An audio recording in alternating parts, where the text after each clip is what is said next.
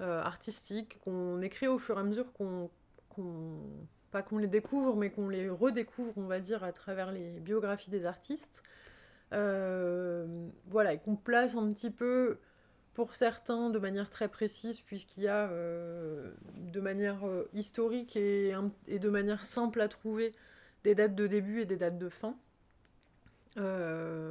Pour d'autres, c'est un peu moins précis parce que il y a des artistes qui peuvent se rattacher au mouvement, mais qui sont pas dans cette époque directement. Et donc, du coup, on a choisi volontairement de ne pas mettre de fin. Et si je me trompe pas, c'est quand on a placé des sortes de petites barres à la fin. Et voilà, pour voir un petit peu, on va essayer de vous montrer un peu. Voilà, donc par exemple, vous voyez l'expressionnisme, à la fin de la barre de l'expressionnisme, on a laissé comme un point, une sorte de point de suspension, pareil pour l'art abstrait. Et donc, voilà, on déroule. On a des artistes pas spécialement que françaises, majoritairement quand même européennes, mais on en a certaines qui sont, voilà, comme Frida Kahlo mexicaine, ou est-ce qu'on a des artistes américaines? Oui. On a Nikit Saint-Phal, enfin voilà, d'origine américaine. Voilà, donc On a anglais on a aussi anglais, européen principalement. voilà, c'est ça, c'est principalement européen. Après, on fait un peu des rebonds aussi par rapport à ce qu'on trouve. Ça arrive on note aussi des noms qui sont dans des biographies pour aller vérifier qui étaient ces personnes. Est-ce que c'était des artistes? Est-ce que c'était des écrivaines? Et puis voilà, on part un peu à la recherche des infos. Et donc, je disais, donc la première personne qu'on a placée, c'était Rosa Bonheur. Et les deux dernières, ça se clôture, on va dire, sur Niki de Saint-Phal et Delia Derbyshire, qui est musicienne, mais qu'on avait placée dès le départ, puisque c'était la première musique qu'on avait mis en introduction de live. Et donc, on avait décidé de la placer, un peu comme ça, comme un point de départ. On a choisi aussi de. On s'est posé la question la semaine dernière, mais on a placé majoritairement des artistes peintres, sculpteurs, dessinatrices. On n'en a pas eu enfin, majoritairement qui faisaient du dessin, on n'en a pas vraiment eu. On les a pas mis encore. Voilà, on les a pas mis encore. On a Tina Modotti qui était photographe. Et donc, comme je disais, Delia Derbyshire qui est musicienne et qui est un peu l'exception dans cette liste. On a choisi, enfin on a décidé plutôt, c'est pas vraiment un choix, c'était plutôt un arbitrage qu'on a fait la semaine dernière de pas insérer des personnalités qui étaient liées à l'écriture ou à la critique d'art par exemple, parce que dans les mouvements littéraires, il y a aussi d'autres mouvements croisés en plus des mouvements purement, ce qu'on pourrait dire, art plastique. Du coup, ça faisait des couches et des couches à un moment de choses. Et on s'est dit que voilà, c'était peut-être plus simple de se concentrer dans un premier temps sur peinture, dessin, sculpture, photo. Voilà, donc pour un petit peu aussi dégrossir la question de l'histoire de l'art qui était notre envie de départ aussi, de replacer des femmes artistes sur une chronologie artistique qu'on a appris comme plutôt masculine et plutôt rythmée par justement des grands mouvements comme ça qui rythmaient les périodes avec le chef de file du mouvement et puis toutes les personnes qui y avait derrière. Et donc on découvre au fur et à mesure hein, avec vous, on essaye de pas avoir des positions d'historien de l'art. On est vraiment, voilà, on défriche, on trouve des infos, on regarde les fiches Wikipédia, on regarde les œuvres aussi pour avoir une visibilité un petit peu sur ce que les artistes faisaient. Et dans ce qu'on a un petit peu découvert dans les deux dernières sessions, c'est notamment l'importance par exemple du travail de Hilma af Klint dans le on a marqué comme le début de l'art abstrait. Bah, les pionnières. Voilà, c'est une pionnière. On peut rattacher le début de son travail en 1906 à l'art abstrait, mais officiellement, quand on regarde sur Wikipédia ou même sur, voilà, un peu grossièrement, c'est pas elle qui démarre le mouvement qu'on a appelé art abstrait. Mais voilà, on a aussi pris cette décision de se dire, allez, on fait commencer l'art abstrait en 1906 avec une femme, puisque... Non, mais on l'avait lu en plus. oui, on l'avait lu. Ça se retrouve assez facilement, la discussion qui était autour justement du début de l'art abstrait, dans le 2, du coup, parce qu'on a fait Ilma Flint au début du 2, de la chronologie des femmes artistes. D'ailleurs, petit comment dire, avis, disclaimer, quand même, comme annonce, j'ai vu que chronologie des femmes artistes 1 a disparu. La frise reste là.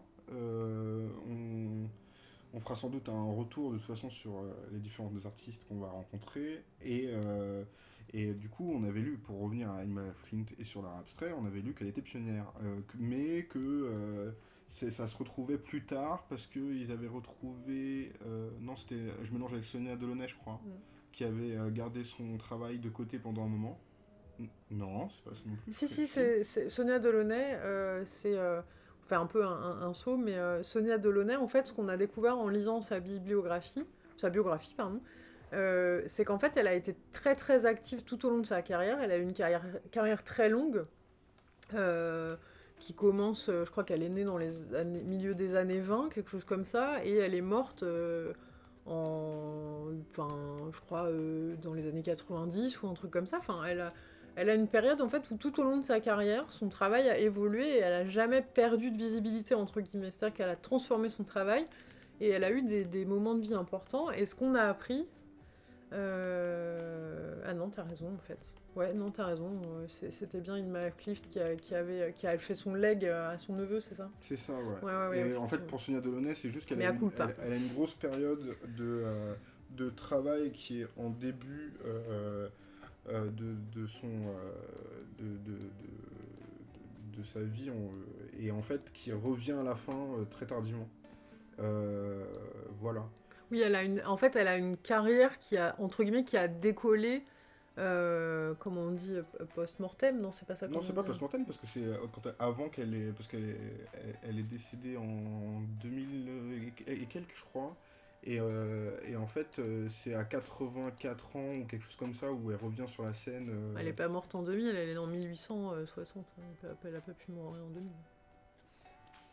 On parle de Sonia Delaunay. Ah, pardon. Oui. On va se reconcentrer, excusez-moi, j'arrête. On parle de Sonia Delaunay qui est née donc du coup en 1885, mais elle est morte en 79. Donc du coup, alors oui, c'est moi qui me suis trompé. Donc c'est par rapport à son âge surtout, et que du coup on avait parlé du fait que elle revenait tardivement. Bon bref, là on est en train de reprendre la discussion qui était de la semaine dernière sur chronologie des femmes artistes.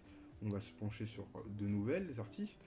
Et surtout, je vous invite du coup à regarder le chronologie des femmes artistes 2 pour en savoir un peu plus sur de Sonia Delaunay.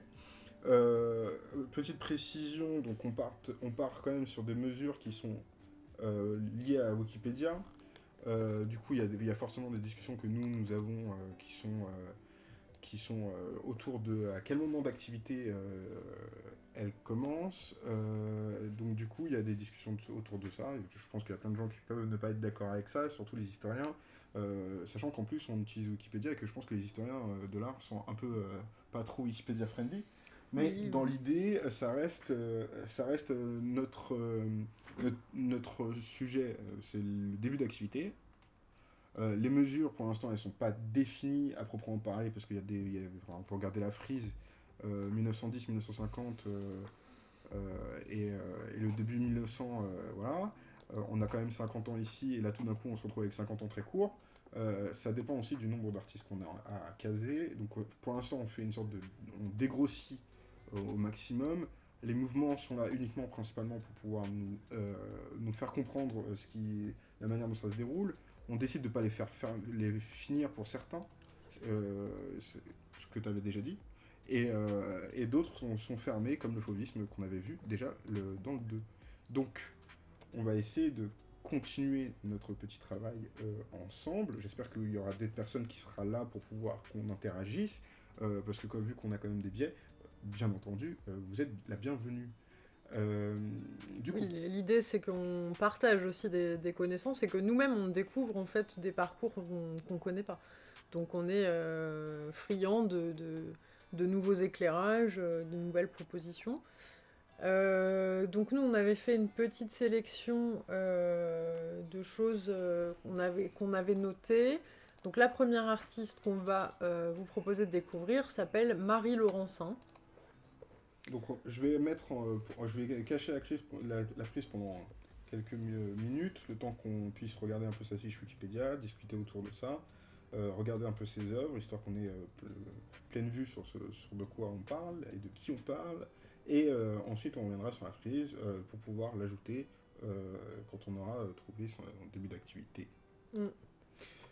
Donc, Voilà. Donc c'est une femme.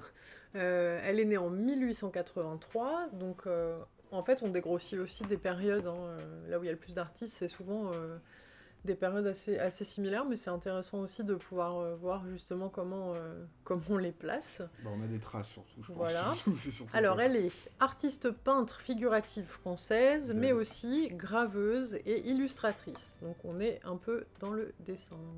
Je vais grossir un peu pour que tout le monde puisse lire. Ah non, c'est un peu trop là. Alors, qu'est-ce qu'on nous dit étroitement associée à la naissance de l'art moderne. Décoratrice de ballets néoclassiques ambitionnant, à l'instar de son admirateur Max Jacob, une transgression des genres artistiques. Voilà.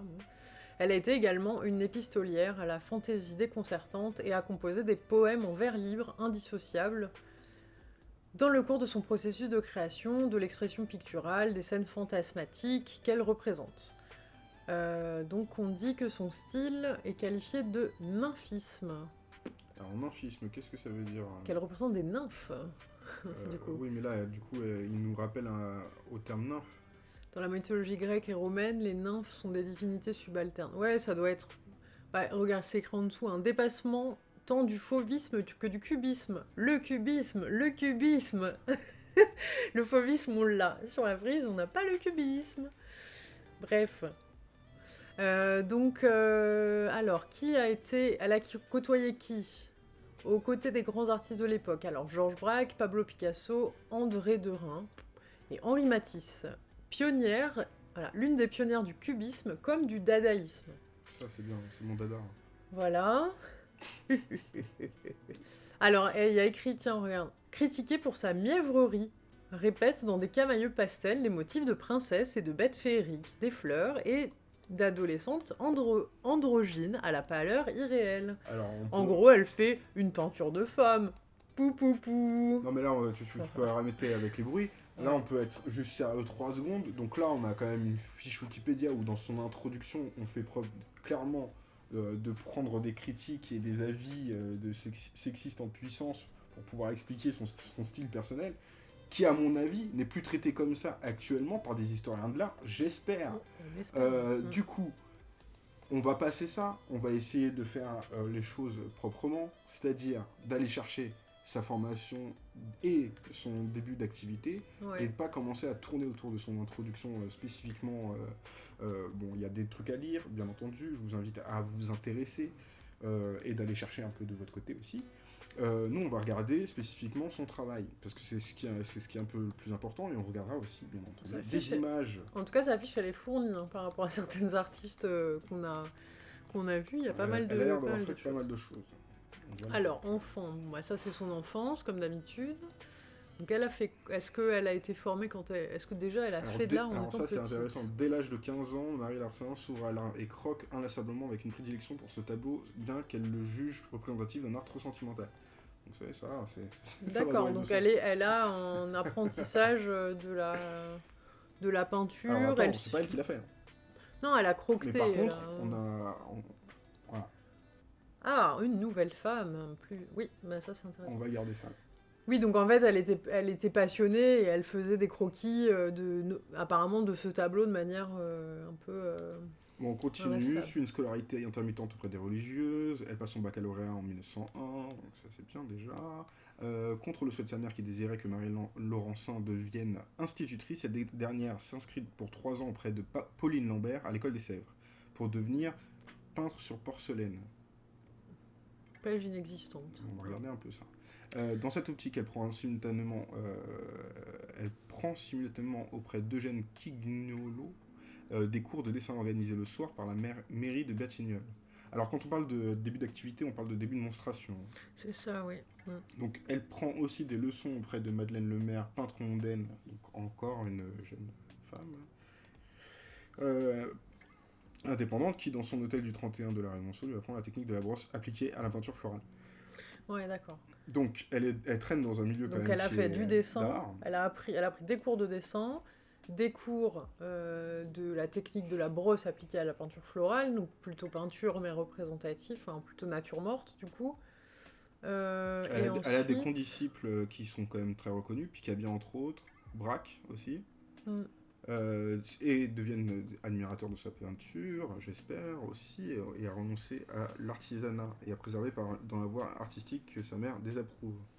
Elle est autoportraitiste, elle est déjà son propre sujet de prédilection. Ok. C'est une autre élève de Yvonne Chastain qu'on va prendre ça aussi, qu'elle a noué une affection amoureuse réciproque qui durera le long de la vie commune que cette dernière mènera successivement avec Jean-Joseph Crotti durant les 7 premières années de leur mariage. Ok. Et hors mariage avec Marcel Duchamp. Bon, Okay. je pense qu'on peut sauter cette étape-là, parce que là, c'est... Elle a pris l'aquatinte, machin, bon, elle fait... Ça, c'est, okay. Après, c'est les techniques, ok.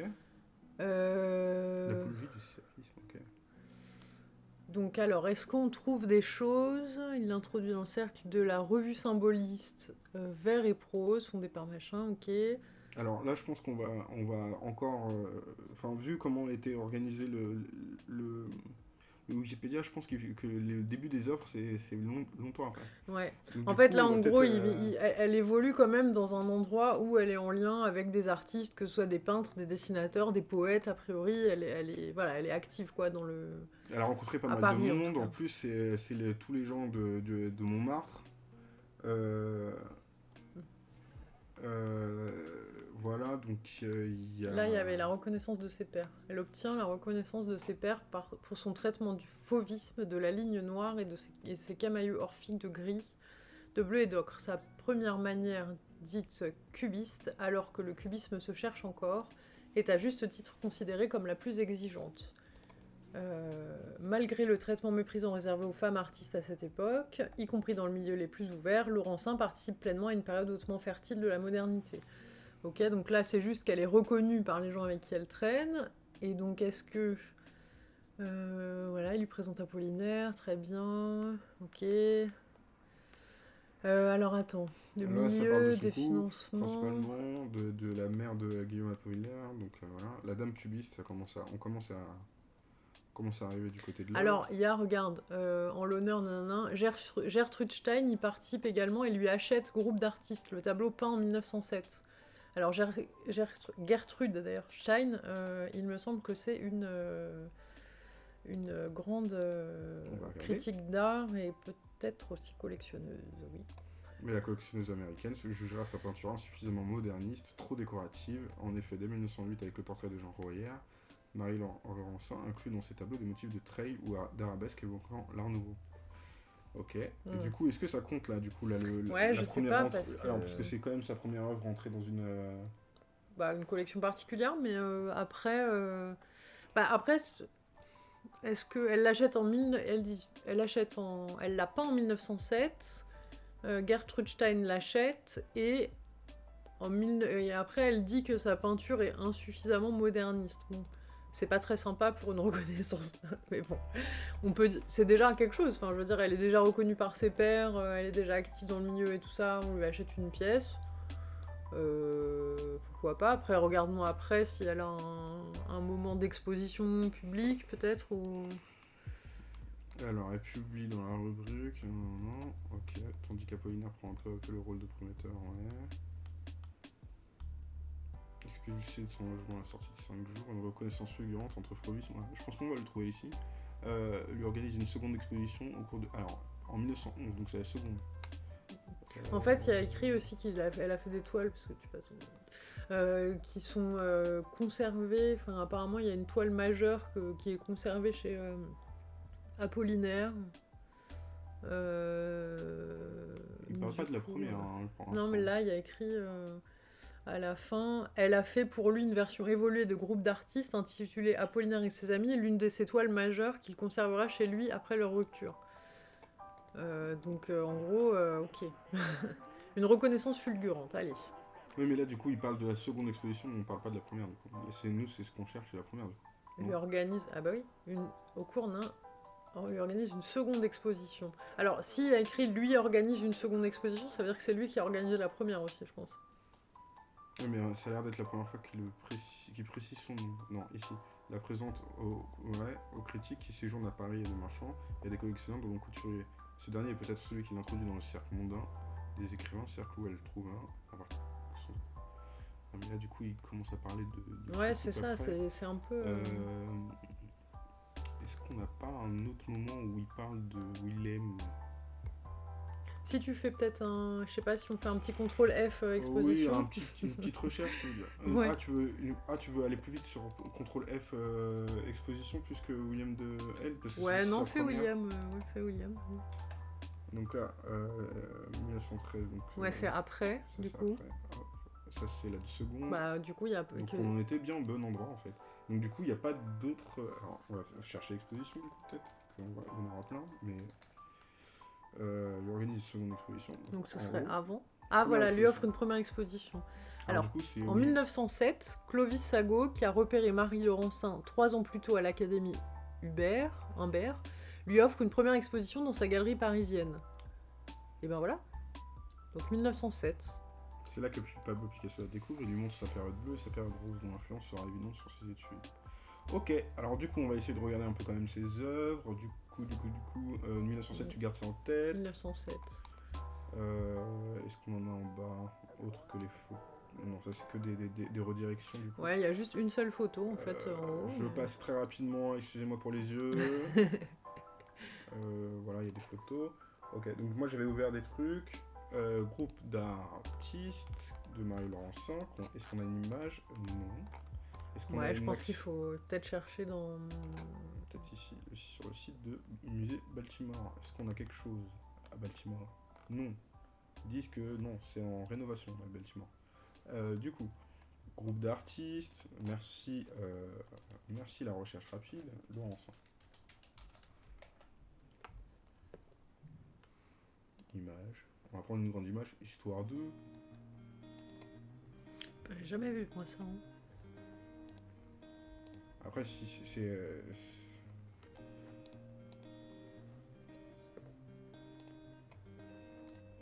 Est-ce qu'on peut l'afficher un petit peu? Ou alors image dans un nouvel onglet. Donc... Ouais, donc on voit les traits noirs comme c'était dit. Les fleurs, l'arabesque. Le cubisme, le début du cubisme, clairement. Alors le fauvisme, je vois difficilement, à part très ouais, dans cette peinture-là, on voit pas trop, mais ouais. Ok, donc Gertrude Austange, c'était la collectionneuse. Apollinaire et ses amis, est-ce qu'on a la version de Apollinaire et ses amis du coup? Ou à moins que ce soit celle-là, qui soit mélangée. Bah en fait, ils ont dit que c'était groupe d'artistes qui était l'influence pour Apollinaire et ses amis. Okay. C'est une version plus... Apollinaire et ses amis, une version plus évoluée. Non, contemporaine, juste. Non, évoluée, ils ont pas... Si, ils ont écrit ça. Ah ouais? Oui. Ah oui, d'accord, il y a une composition avec plus de personnages, mais le style est différent aussi. Hein. Alors, je sais pas, là c'est une photo, c'est dommage, on va faire ça. Hein. Mais du coup, Wikipédia il l'a en anglais. Je comprends pas pourquoi on l'a pas eu en lien tout de suite.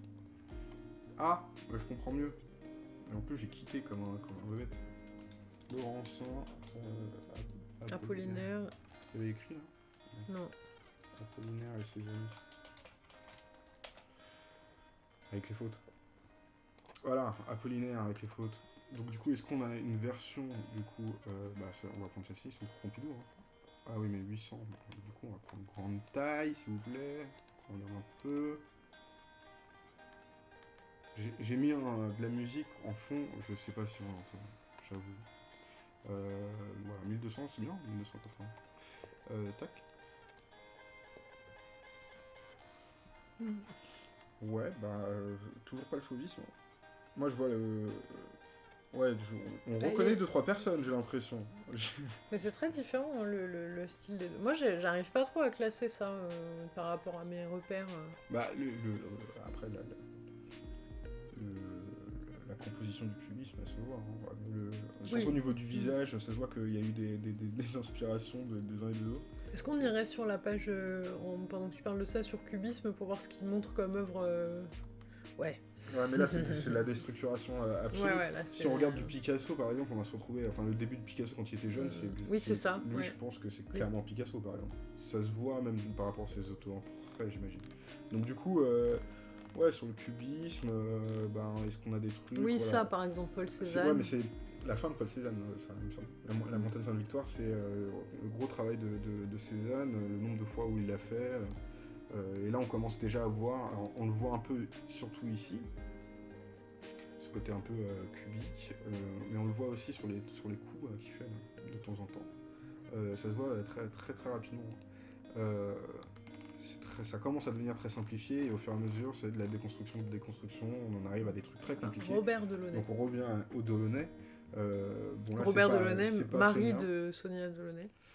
Qui ont beaucoup créé ensemble à un moment de leur parcours. Oui, on peut l'appeler Monsieur Delaunay, tout à fait. Et du coup, Juan Gris, encore de la déconstruction, donc là on voit un peu de c'est nature morte. Au plat de fruits et à la mandoline, 1919.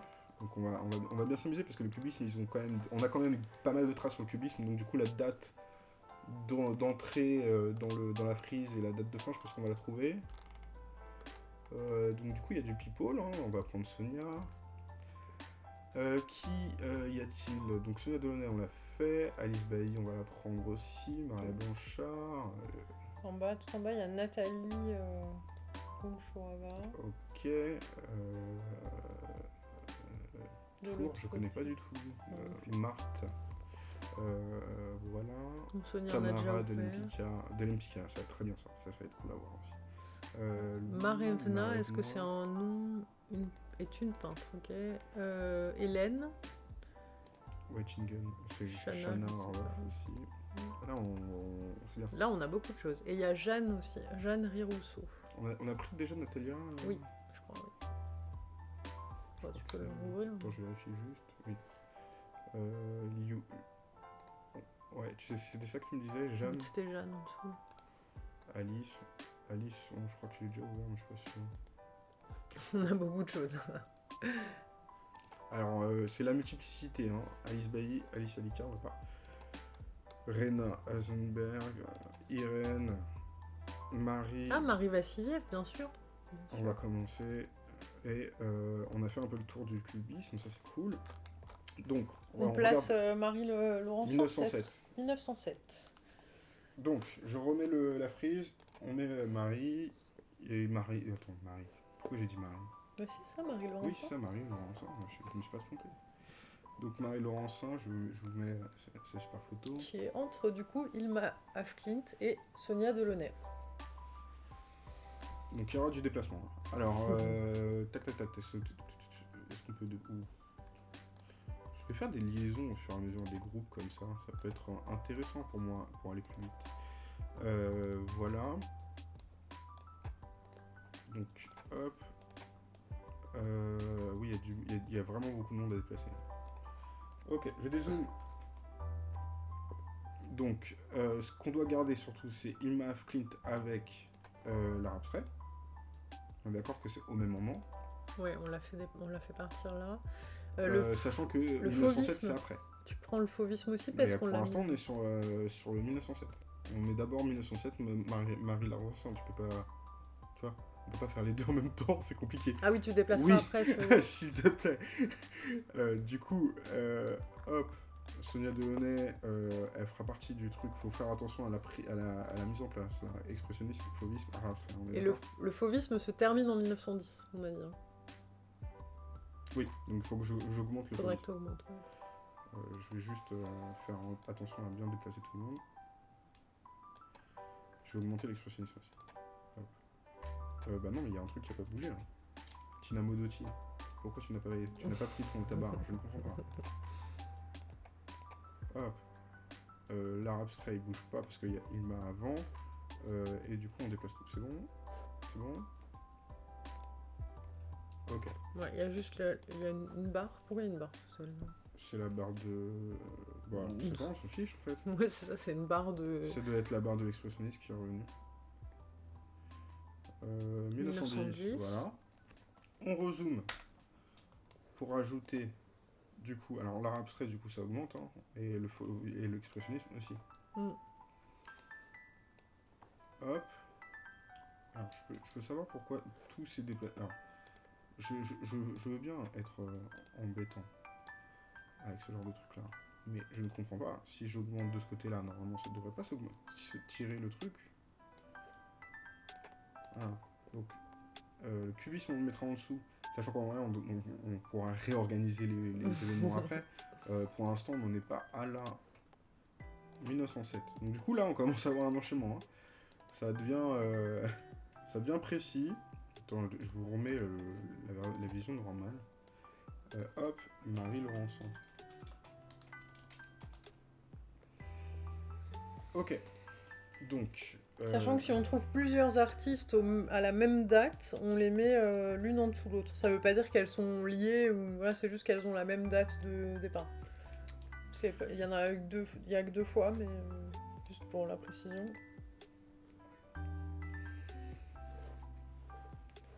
Ok. Il y a deux fois la même date ou... Non, je disais que s'il y a une artiste en dessous d'une autre, s'il y a deux noms en dessous de la même date, ça veut juste dire on a fixé la date de début de carrière, entre guillemets, au même moment. Ça veut pas dire qu'elles sont liées ensemble, les deux artistes. Bon, je fais un peu au pif là parce que j'ai enlevé pour que ce soit un peu plus visible, j'ai enlevé les raccourcis. Je vais montrer les raccourcis. Je m'en rappelle plus des raccourcis surtout. Ok, donc voilà. Cubisme, on a dit... On n'a pas regardé la date du cubisme, c'est là, je crois. Non, ce n'est pas là, c'est ici. Non plus, création de Nuremberg. Voilà, ça devient compliqué. Il y a des choses compliquées. Alors, qu'est-ce qu'ils nous disent? Donc déjà, c'est le 20e, on est content. Hein. Révolution de la peinture et de la sculpture, influence également dans l'architecture. Alors, développé à partir de 1907 à l'initiative des peintres Pablo Picasso, Georges Braque et dans une certaine mesure Auguste Herbin, précubiste. Ok, alors, dite du cubisme analytique, 1910-1912, et ensuite, suivi par le cubisme synthétique et l'orphéisme, 1912, puis interrompu pendant la guerre, 14-18 bien entendu, le mouvement demeure actif jusqu'au milieu des années 20, notamment grâce au soutien des marchands d'art. Il cède ensuite la place à de nouveaux courants d'avant-garde. Bah voilà, après c'est courant des années 20, donc on va le mettre courant des années 20, on va le mettre quelque part. Mais... De toute façon, on sait qu'on va devoir faire la coupure de la guerre de toutes les manières. Je pense que ouais, on en avait déjà parlé la dernière fois, mais... Je vais prendre le fauvisme, parce que là on est sur quelque chose qui va être fixe. Je veux que tu descendes, voilà, merci. 1907, donc... Excusez-moi. Donc lié à... excusez-moi. Excusez-moi, je suis un peu perdu. Le live... En fait, je suis perdu sur un seul truc.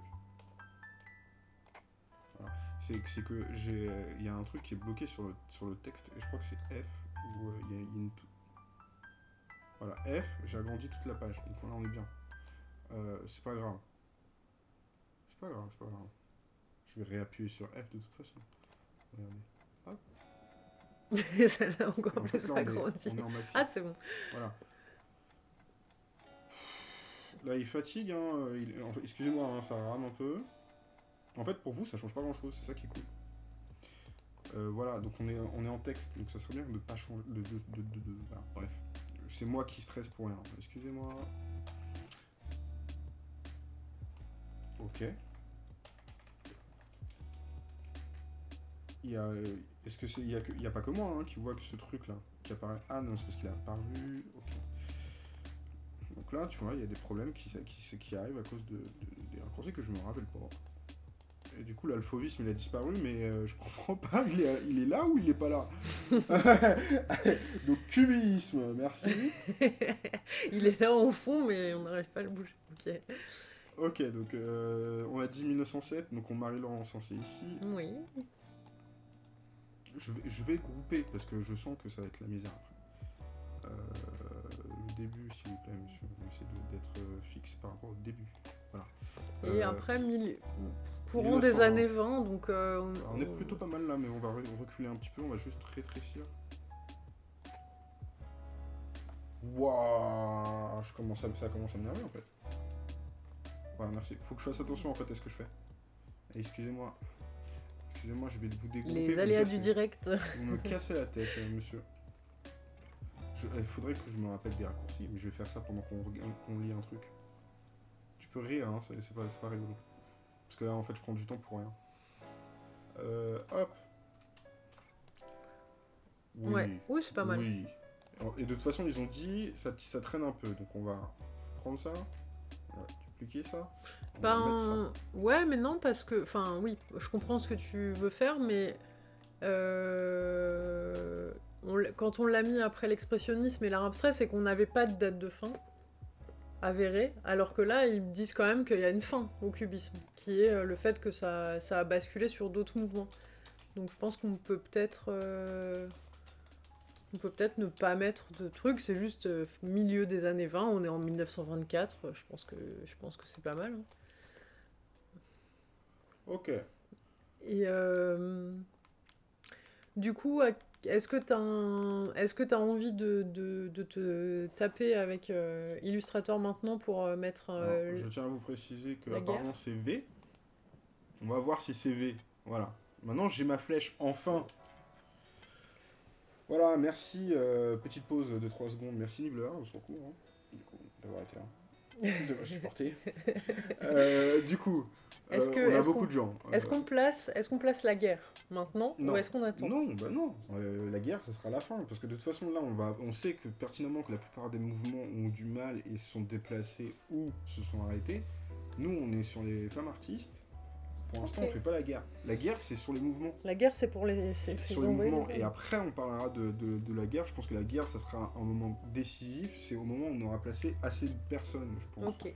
ça autour de 14-18. Et je crois que c'est 36-40, 4, un truc dans le style, non? Je sais plus, c'est quoi la date? 39-45 39-45, ouais. C'est Non, vrai que bien 36, entendu. soi-disant, c'était... c'est quoi? C'est Vichy, quoi. Je sais même plus les dates de Vichy. Mais Vichy, c'est la fin, Vichy. C'est 36. C'est pas l'entre-deux-guerres. Mais oh là là. Bon, bienvenue dans un live qui parle d'histoire et d'histoire de l'art. Et surtout pas d'histoire. Alors, du coup... Excusez-nous. non, mais c'est bien de connaître les dates. On regardera ça après. Ah, Yvonne Chastel, une photographe du coup? On va voir ça plus tard. On commence par... Oui, ça a l'air d'être une photographe, mais le... Ouh là là, on va avoir du mal à trouver des trucs. Du coup, Marie-Laure Encensé, c'est bon. C'est fini. Donc on avait Elisabeth Vigée qui était une de ses amies. Qu'on a... Non, Ah non, qui était là. son influence en fait. Oui, c'était l'œuvre qu'elle a reproduit inlassablement, qu'elle a croqué Croqueté. inlassablement. Donc, qui est donc Elisabeth Vigée-Lebrun, aussi appelée Elisabeth Vigée. Non mais tu vas pas dire tous ces noms. Hein. Waouh. Non mais voilà, c'est bon, il y en a trop. Ok, du coup, elle donc est portraitiste. elle est née en 1755. Et elle est morte en 1842. Ok, donc c'est une période qu'on n'a pas faite du tout. Parce Oui, que nous, donc- on a commencé en 1860, je crois. Elle était encore dans la royauté. Hein. Elle a été comparée à Quentin de la Tour ou Jean-Baptiste Greuze. Ok. Alors, il parle de art et carrière exceptionnelle quand même. Ok, donc elle a traversé bouleversement, Révolution française, Restauration, fervente royaliste. Elle a été peintre de la cour, très bien.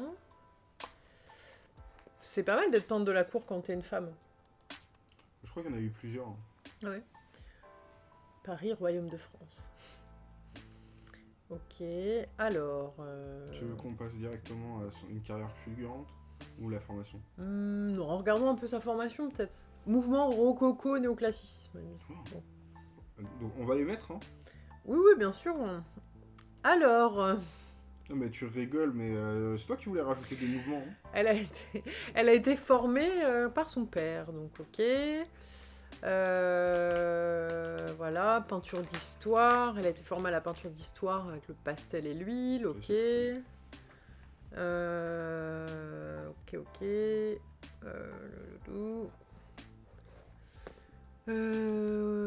L'Académie royale de Voilà, c'est Toulouse qui a fait peinture. la connaissance de José Vernet, artiste célèbre dans toute l'Europe. Il est l'un des peintres les plus courus de Paris et ses conseils font autorité. Il ne manquera pas de lui en prodiguer. J'ai constamment suivi ses avis car je n'avais jamais eu de maître proprement dit, écrit-elle dans ses mémoires. Elle peint son premier tableau reconnu en 1770, un portrait de sa mère, Madame Le Sèvre, née Jeanne Massin, collection particulière. Ayant à son âge peu d'espoir d'intégrer l'Académie royale de peinture et de sculpture, institution prestigieuse mais conservatrice, elle présente plusieurs de ses tableaux à l'Académie de Saint-Luc, d'où elle devient officiellement membre le 25 octobre 1774, donc 4 ans après. Donc, alors attends, parce que du coup. Le Oui, premier en tableau même c'est temps- 70. Donc, En même temps, elle peint son premier tableau reconnu, mais pas exposé, il est juste reconnu, quoi. Donc, il est qu'est-ce dans que ça veut dire une collection particulière. oui, Après, mais une est-ce que c'est collection après, je particulière, pense ça que veut ça- dire que c'est chez quelqu'un, quoi. Ça veut pas dire. Je pense que là, on est. Alors, je te rappelle qu'à la royauté, les gens se faisaient commander des trucs. Tu vois, c'est. Tu Oui, te fais oui, mais commander des après, œuvres, hein, oui, à mais cette époque-là, hein. après, c'est par rapport aux autres artistes, alors pas de la même époque, mais par exemple, quand on a pris pour les sœurs. Non. Oui, je vois les sœurs Morisot. Ouais, Je où crois il y que en a c'est une ça, autre. c'est les sœurs Morisot. Alors, hop, ouais. C'est ça, pour les sœurs Morisot, par exemple, on a pris en compte la première acceptation au salon, mais c'était pas précisé s'il y avait des collections particulières, par exemple. Et je suppose qu'il y en avait chez des gens, tu vois, en collection particulière. Donc c'est pour ça que je m'interrogeais sur qu'est-ce que ça comprend le tableau qui est dans une collection particulière. Mais bon. Du coup... Alors, Alors, désolé, on prend 1 heure sur chaque artiste, mais il faut prendre un peu son temps. Je vous remets sans la frise, comme ça, on revient dessus tout à l'heure. Alors, qu'est-ce qu'elle dit ? Elle réalise des portraits de commande, mais son beau-père accapare ses revenus.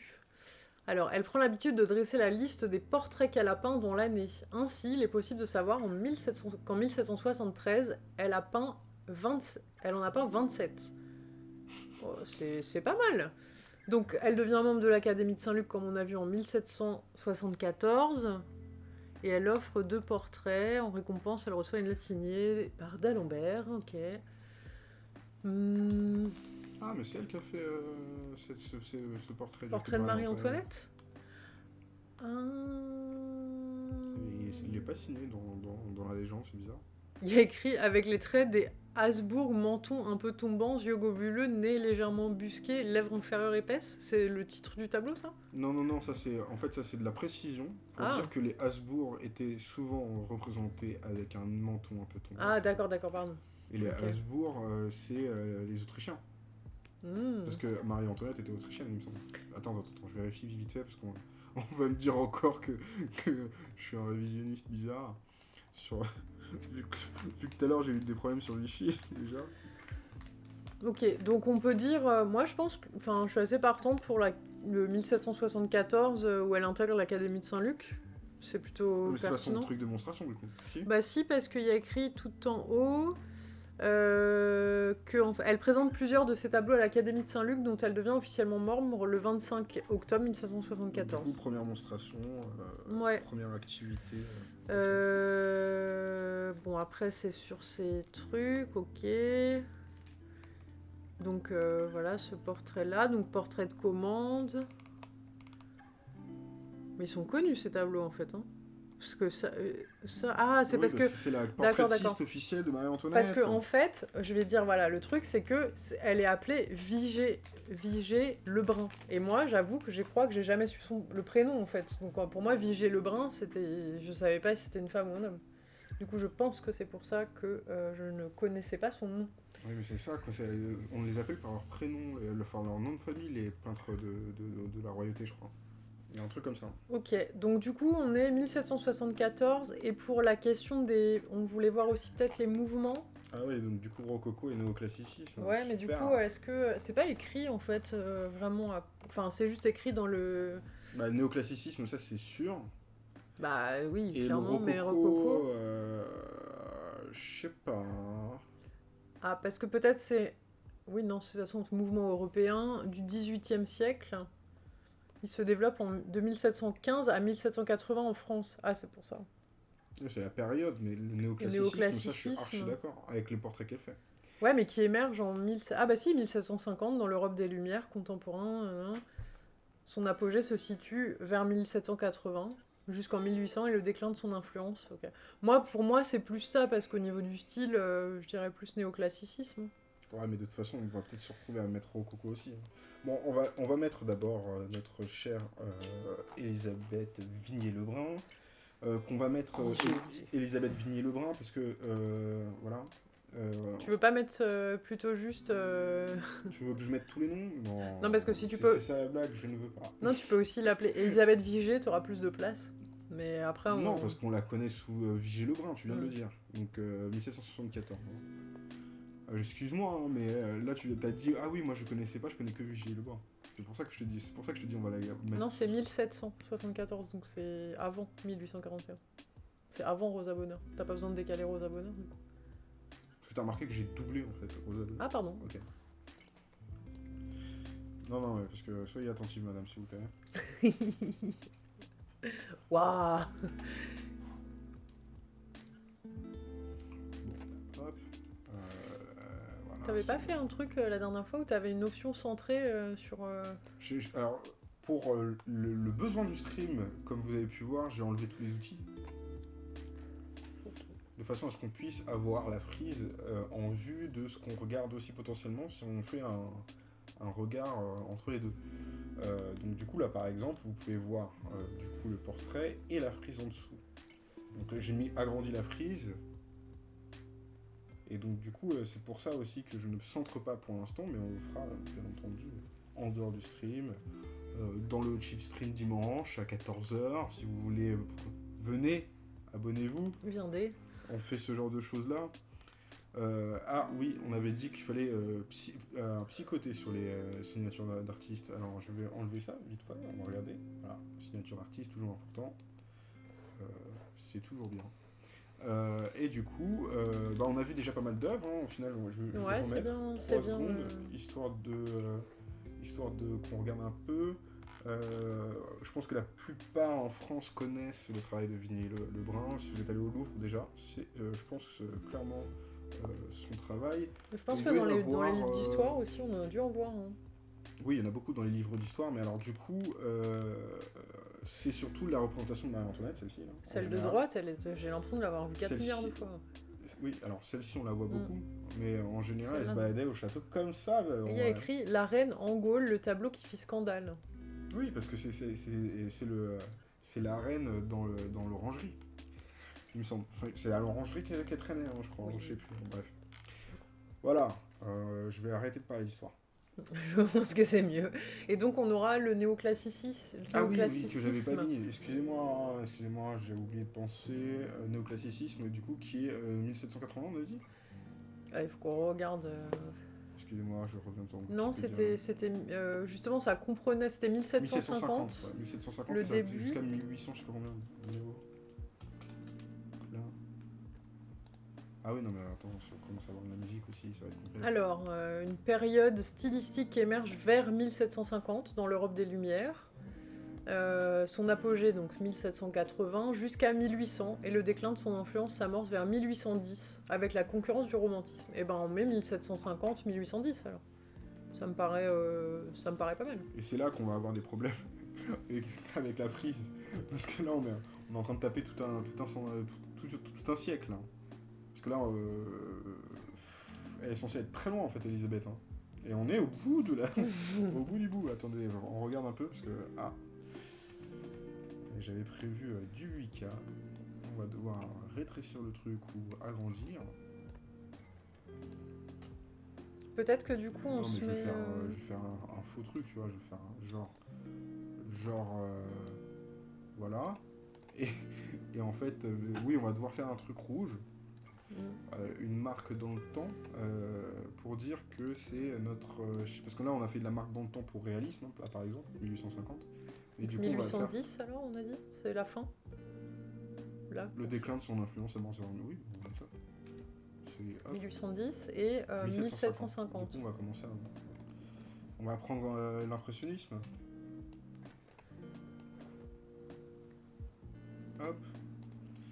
Et du coup, on va le faire avant. Et du coup, il faudrait que je l'entoure, en fait, Elisabeth. De date. Pour qu'on puisse se repérer plus tard.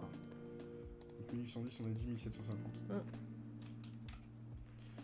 Ok. Est-ce qu'il y aura la place d'écrire néoclassicisme? C'est une bonne question, déjà qu'il n'y a même pas la place pour l'impressionnisme. Après, l'impressionnisme, je crois qu'on l'avait fini spécifiquement avec Marie Cassatt. C'était ça l'histoire, je crois. Alors, il faudra... j'espère que c'est ça. Hein. Parce que vu qu'on a perdu alors, la première... classicisme. Excusez-moi. Il y a du français qui se perd.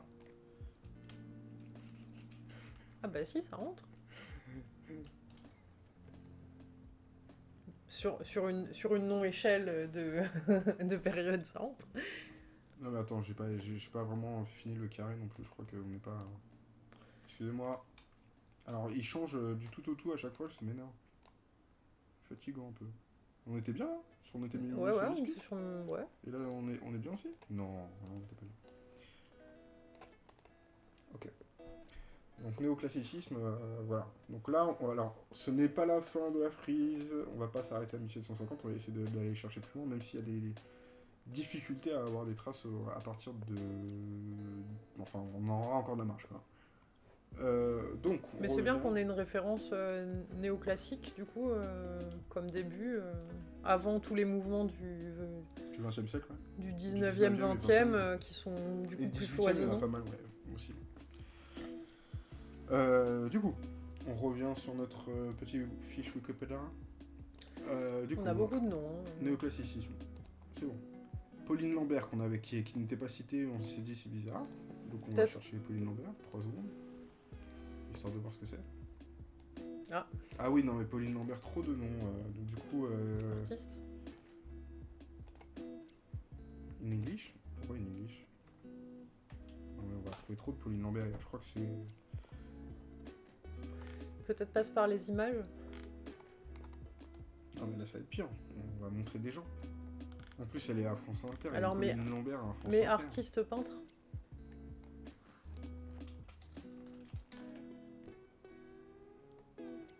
Il y a aussi des... oui. Ouais, bah écoute, on va pas... Je pense que il faudra qu'on cherche plus. C'était à quel moment qu'on a trouvé Pauline Lambert? Je crois que c'était au moment C'était dans le cube, on a... Bah je sais pas. Maintenant je sais pas justement parce qu'on a cliqué sur plein de noms, mais... C'était qui la dame qu'on est en train de regarder? C'était... Non mais je crois que c'était avant. C'était Marie-Laurence. Hein. Non, je pense que c'est les trucs que j'ai ouverts avec Laurence. Hein.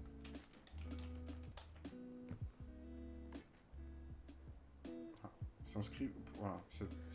Ah oui, c'est son institutrice, donc du coup... Est-ce qu'on a...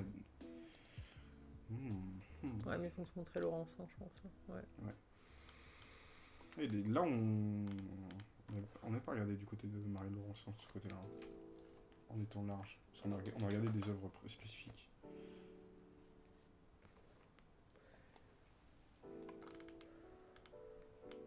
Ça fait plus... ouais. Il y en a certains qui sont plus près du fauvisme. Ok. Ah, c'est ça, le nymphisme, c'était à cause de ça, ce genre de truc-là. Ok. D'accord. Mathilde Lemaire. Madeleine.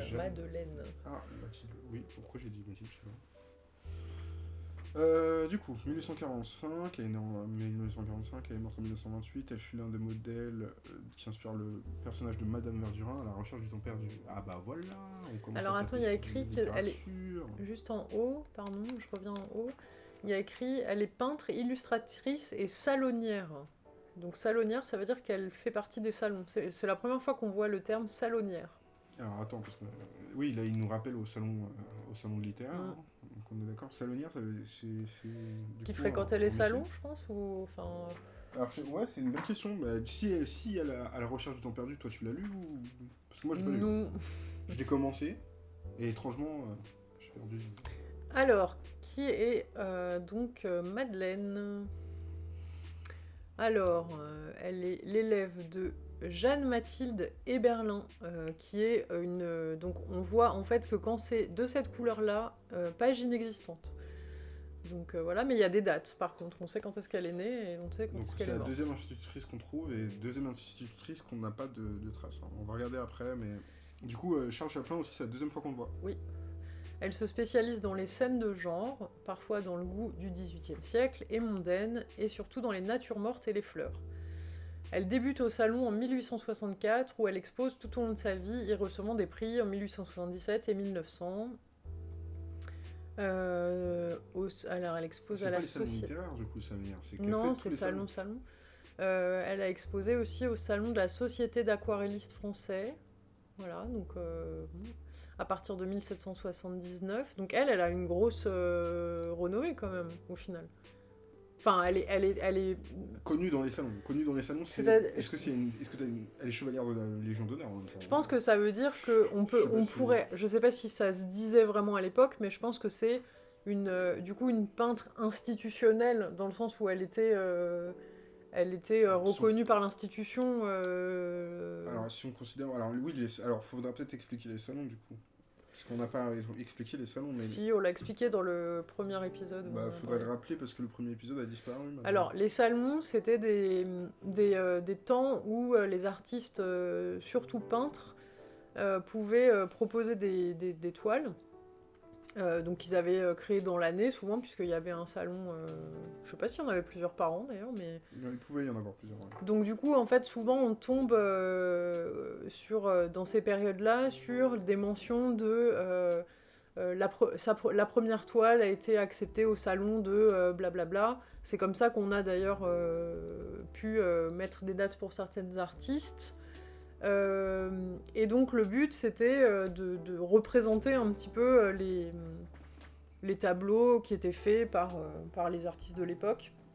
Et c'était des des pièces, par exemple il y avait au Louvre, où c'était des accrochages du bas du mur jusqu'en haut du mur, c'était rempli avec des toiles de formats différents. Et donc c'était un moment où les critiques d'art, les autres peintres, c'était aussi ouvert au public, mais voilà, c'était un moment où les gens pouvaient venir admirer les toiles et pouvoir aussi les critiquer. Et donc il y avait un grand mouvement littéraire aussi autour de... En fait, c'était comme une rue, tu faisais que ça. passer d'une certaine manière. Ouais, c'était... tu regardais tout. Après, souvent, il y a beaucoup de films où on peut voir, en fait... des films d'époque, on va dire, où on peut voir des moments de salon, des moments de discussion, etc. Et c'était dans le monde artistique, c'était vraiment un moment d'effusion aussi artistique et littéraire où on pouvait discuter de ce qui se faisait, où il y a aussi des artistes qui, par exemple avec l'impressionnisme, en fait, il y a eu ce salon des refusés qui était en fait un moment le comité, on va dire, qui sélectionnait les tableaux, avait refusé certains artistes parce qu'ils considéraient que leur peinture ne rentrait pas dans les codes de la peinture de l'époque. Et donc, il y a eu aussi des mouvements un peu contestataires ou des moments où les critiques d'art ont nommé justement des mouvements de manière positive ou négative avec des noms, par exemple le fauvisme ou l'expressionnisme. Enfin voilà, c'est des noms de mouvements qui ont été souvent donnés par des historiens de l'art ou des critiques et pas nécessairement par les artistes. Un des seuls mouvements qu'on a rencontré d'ailleurs sur les mouvements du 18e et 19e et 20e, c'est le cas de l'impressionnisme où en fait c'est les artistes eux-mêmes qui ont choisi leur nom en fait et qui se sont... Il y a eu un écrit quand même sur l'impression, le terme impression. Oui, mais ce que je veux dire, c'est que dans ce qu'on a vu, c'est que il y avait eu un groupe d'artistes qui s'était dit un groupe d'impressionnistes, contrairement à d'autres où voilà, où ils avaient pas de nom de mouvement, c'est juste qu'ils avaient un style qu'on a mis sous tel nom et tel nom. Et du coup, on commence avec son premier salon, du coup. Bah, du coup, oui. Hein, 1864. Elle débute au salon de 1864. Ouais, 1864. Voilà, donc bon, après, ils disent qu'elle reçoit le tout Paris dans son hôtel, donc c'était une personnalité, a priori, influente, quoi. Elle était bien ancrée dans le milieu, c'était pas une artiste genre autodidacte qui restait en marge, c'était quelqu'un qui était vraiment dans l'actualité, on va dire. Dans le Ouais. cosmopolite. Donc voilà. Est-ce qu'on va regarder... Alors du coup, est-ce que l'été... Donc, là, Elle donne des balles costumées aussi, tiens. Oui, Okay. Si elle est citée par Proust, il doit y avoir pas mal de choses sur la manière dont les teufs se passaient. Alors, du coup, on a certaines œuvres. Ouais, peinture un peu historique. C'est pas historique, là, c'est le char des fées, oui, mais après c'est la peinture... Oui, la peinture mythologique et tout ça, quoi. Après, bon, des fleurs, des mandolines. Des mandolines. Un moment musical, ça s'appelle. Mais non, mais parce que c'est très représenté, la mandoline, c'est pour ça que la mandoline. Ok. Bon, donc, ouais. Du coup, elle fait partie des classiques ou pas? Qu'est-ce qu'ils nous disent là dans son activité, nationalité? Il y a pas écrit. Petite alerte signature. Donc, voilà, pourquoi là ils ont pas écrit le mouvement auquel elle se... Ah c'est marrant, ils le mettent pas tout le temps en fait. Je pense que ça dépend des gens. Là c'est l'époque, on va regarder vite fait la... Bah 1864-1910, on est dans le néoclassicisme. On est dans le... Non, 1800. Eh ben oui. C'est pas 1800, lieu de travail, si elle a... Le début c'est 1864, ça peut pas être le néoclassicisme, c'est forcément le réalisme. 1864 c'est à côté de Berthe Morisot. Pardon. Excusez-moi. Du coup, je vais devoir pousser Marie Cassa. Alors, excusez-moi, je le mets ici. Du coup, 1864, du coup, je suis obligé de le mettre dans le Berthe Morisot compagnie. Hein. Eh ben oui. Mais du coup, ça veut dire qu'elle a présenté son premier tableau en même temps que Berthe Morisot et Edma Morisot. Dans le même salon, tu penses? Bah oui, parce que on a choisi 1864 pour les sœurs Morisot parce que justement c'était le moment où leur premier tableau a été accepté, donc ça veut dire qu'elles ont été dans le même premier salon. Et du coup, je fais pas un truc spécifique.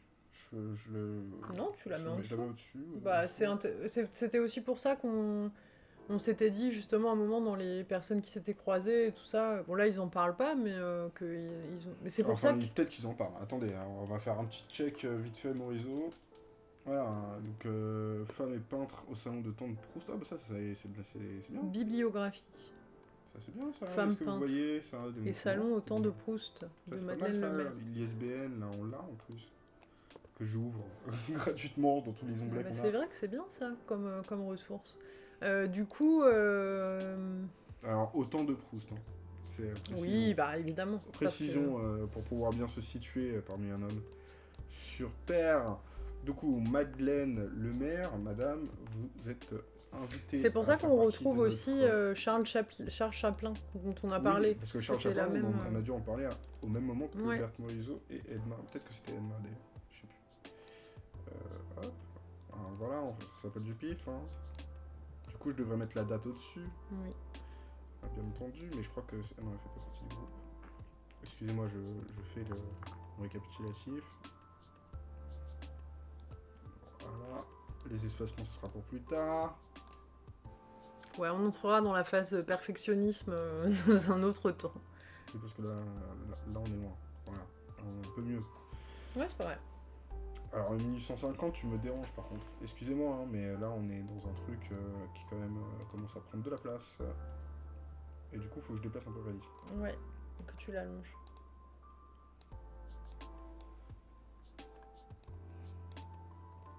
Alors, on continue. Pac. Nous avons rajouté notre chère Madeleine Lemaire. On revient sur notre page Wikipédia. On a vu 2-3 œuvres déjà. On a une super photo en plus de Nadar. Mais ça nous a donné Nadar et sa moustache. Ouais. Ça nous a donné aussi un lien bibliographique qui peut être intéressant. Alors oui, pour retrouver toutes les femmes de 1864 au salon. Cachées loin. Et donc, du coup, là, si on fait 1 heure par artiste, on en est à plein d'heures. À demain. Alors, Jean-Mathilde, c'était l'institutrice de Madeleine. Pourquoi je dis Mathilde à chaque fois? C'est à cause de elle, je pense, en fait. À cause de Jeanne, Mathilde. Alors, il manquera le N à la fin de son nom. Mais... Oh, nous allons trouver quelque chose. Ouh là là, on va partir très loin derrière. Artnet, oui, merci. Mais Artnet, c'est pas une super... Il n'y a pas de biographie, c'est juste des œuvres. On va regarder un peu. On va se faire un peu plaisir des yeux. Enchère passée, on peut pas l'acheter, mince. Oh. Portrait d'une dame de qualité assise légèrement vers la droite, en robe de satin. J'adore les précisions comme ça. C'est tellement bien. Hop. C'est pour ça qu'après on se retrouve avec des sans-titres. Du coup, 1820, biographie. Peintre miniaturiste. Élève de... Je zoome pour vous 2 minutes. D'accord. En fait, ce qu'on a vu là, c'était des miniatures, du coup. C'est pas des tableaux des grands tableaux comme ont pu faire les autres. Élève de son oncle, elle expose au salon de 1840 à 1877, essentiellement des portraits et des études d'après Velázquez, Rembrandt et Van Dyck. Elle obtient une médaille de 2e classe en 1844 et une médaille de 1re classe, alors je sais pas ce que ça veut dire, une médaille d'or à l'exposition universelle de 1855. Ça doit être des médailles aux expositions universelles.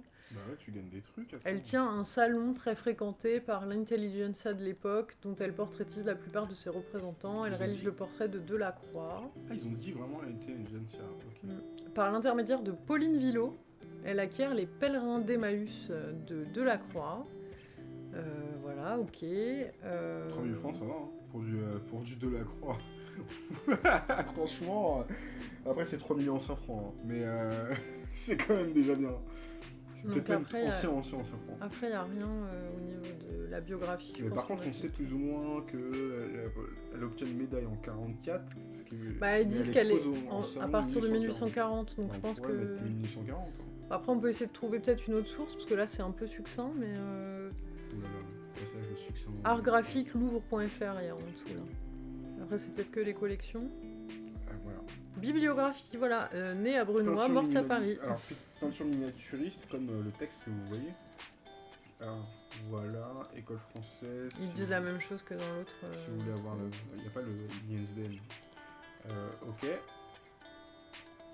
Donc il y a des ventes aux enchères encore. Portrait présumé de Delacroix fait par Jean-Mathilde. Est-ce qu'on peut voir vite fait le problème? Alors je remarque que la musique fait du bruit. J'espère que c'est pas trop fort et que nous parlons assez suffisamment fort. Je baisse un petit peu. Voilà, oui, ça avait l'air bien. On devait un peu se taper sur la musique, mais ça va. Du coup, oui. Portrait présumé, ok. D'accord. On n'a pas grand-chose, hein. Et si tu mets dans la recherche Jean-Mathilde Herbelin, du coup il manque le N, vrai que voilà. Et que tu mets salon 1840, est-ce qu'on trouve un truc plus précis? Ouais, ils disent la même chose. En fait, il n'y a qu'une seule info, c'est qu'elle fait 1840. Après, c'est peut-être à cause des correspondances de la Croix. Qu'on n'a pas grand-chose. Exposé au sein. Après, ils disent, ouais... ils disent, c'est tout. On n'a pas... Eh ben, écoute, voilà. Et on va mettre 1840, hein, du coup, on n'a pas de... Bon, c'était la plus rapide qu'on a faite, je pense, de toute la chronologie des femmes artistes. Hein, donc, 1840. Ah, tiens, Rosa Bonheur. Ah Alors, je vous montre, hein. Mais le décalage, on le fait vers la gauche ou vers la droite? Parce que là, c'est... je pense que tu as encore de la place à droite, donc il faudrait tout décaler à droite, en fait. Tellement de trucs.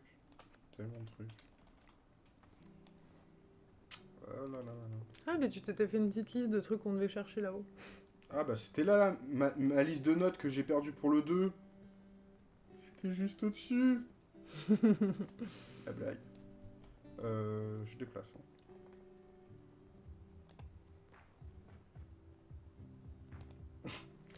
On a de la place. Non, mais ça laissera. Faut ouais, déplacer là, vers la gauche du coup. Non, mais tu Ça, déplaces. en Ouais. fait, comment? Oui, en fait, il faut répartir après, mais on sait qu'on a de la place sur la gauche. Donc si on déplace un truc, c'est vers la gauche. Quoi. Hop. On fera des allers-retours comme ça va être rigolo. Hop, on reprend Rosa Bonheur. 1840, c'est juste à côté. Ah oui, non, par contre, elle a un nom un peu plus complexe que Rosa Bonheur. Hop, Jean-Mathilde Herblin. Jeanne-Mathilde Herblin. Mais pourquoi Jean? Excusez-moi, voilà, merci. Excusez-moi pour le flash. Ce n'est pas de ma faute. C'est. Excuse-moi, on s'est reflashé.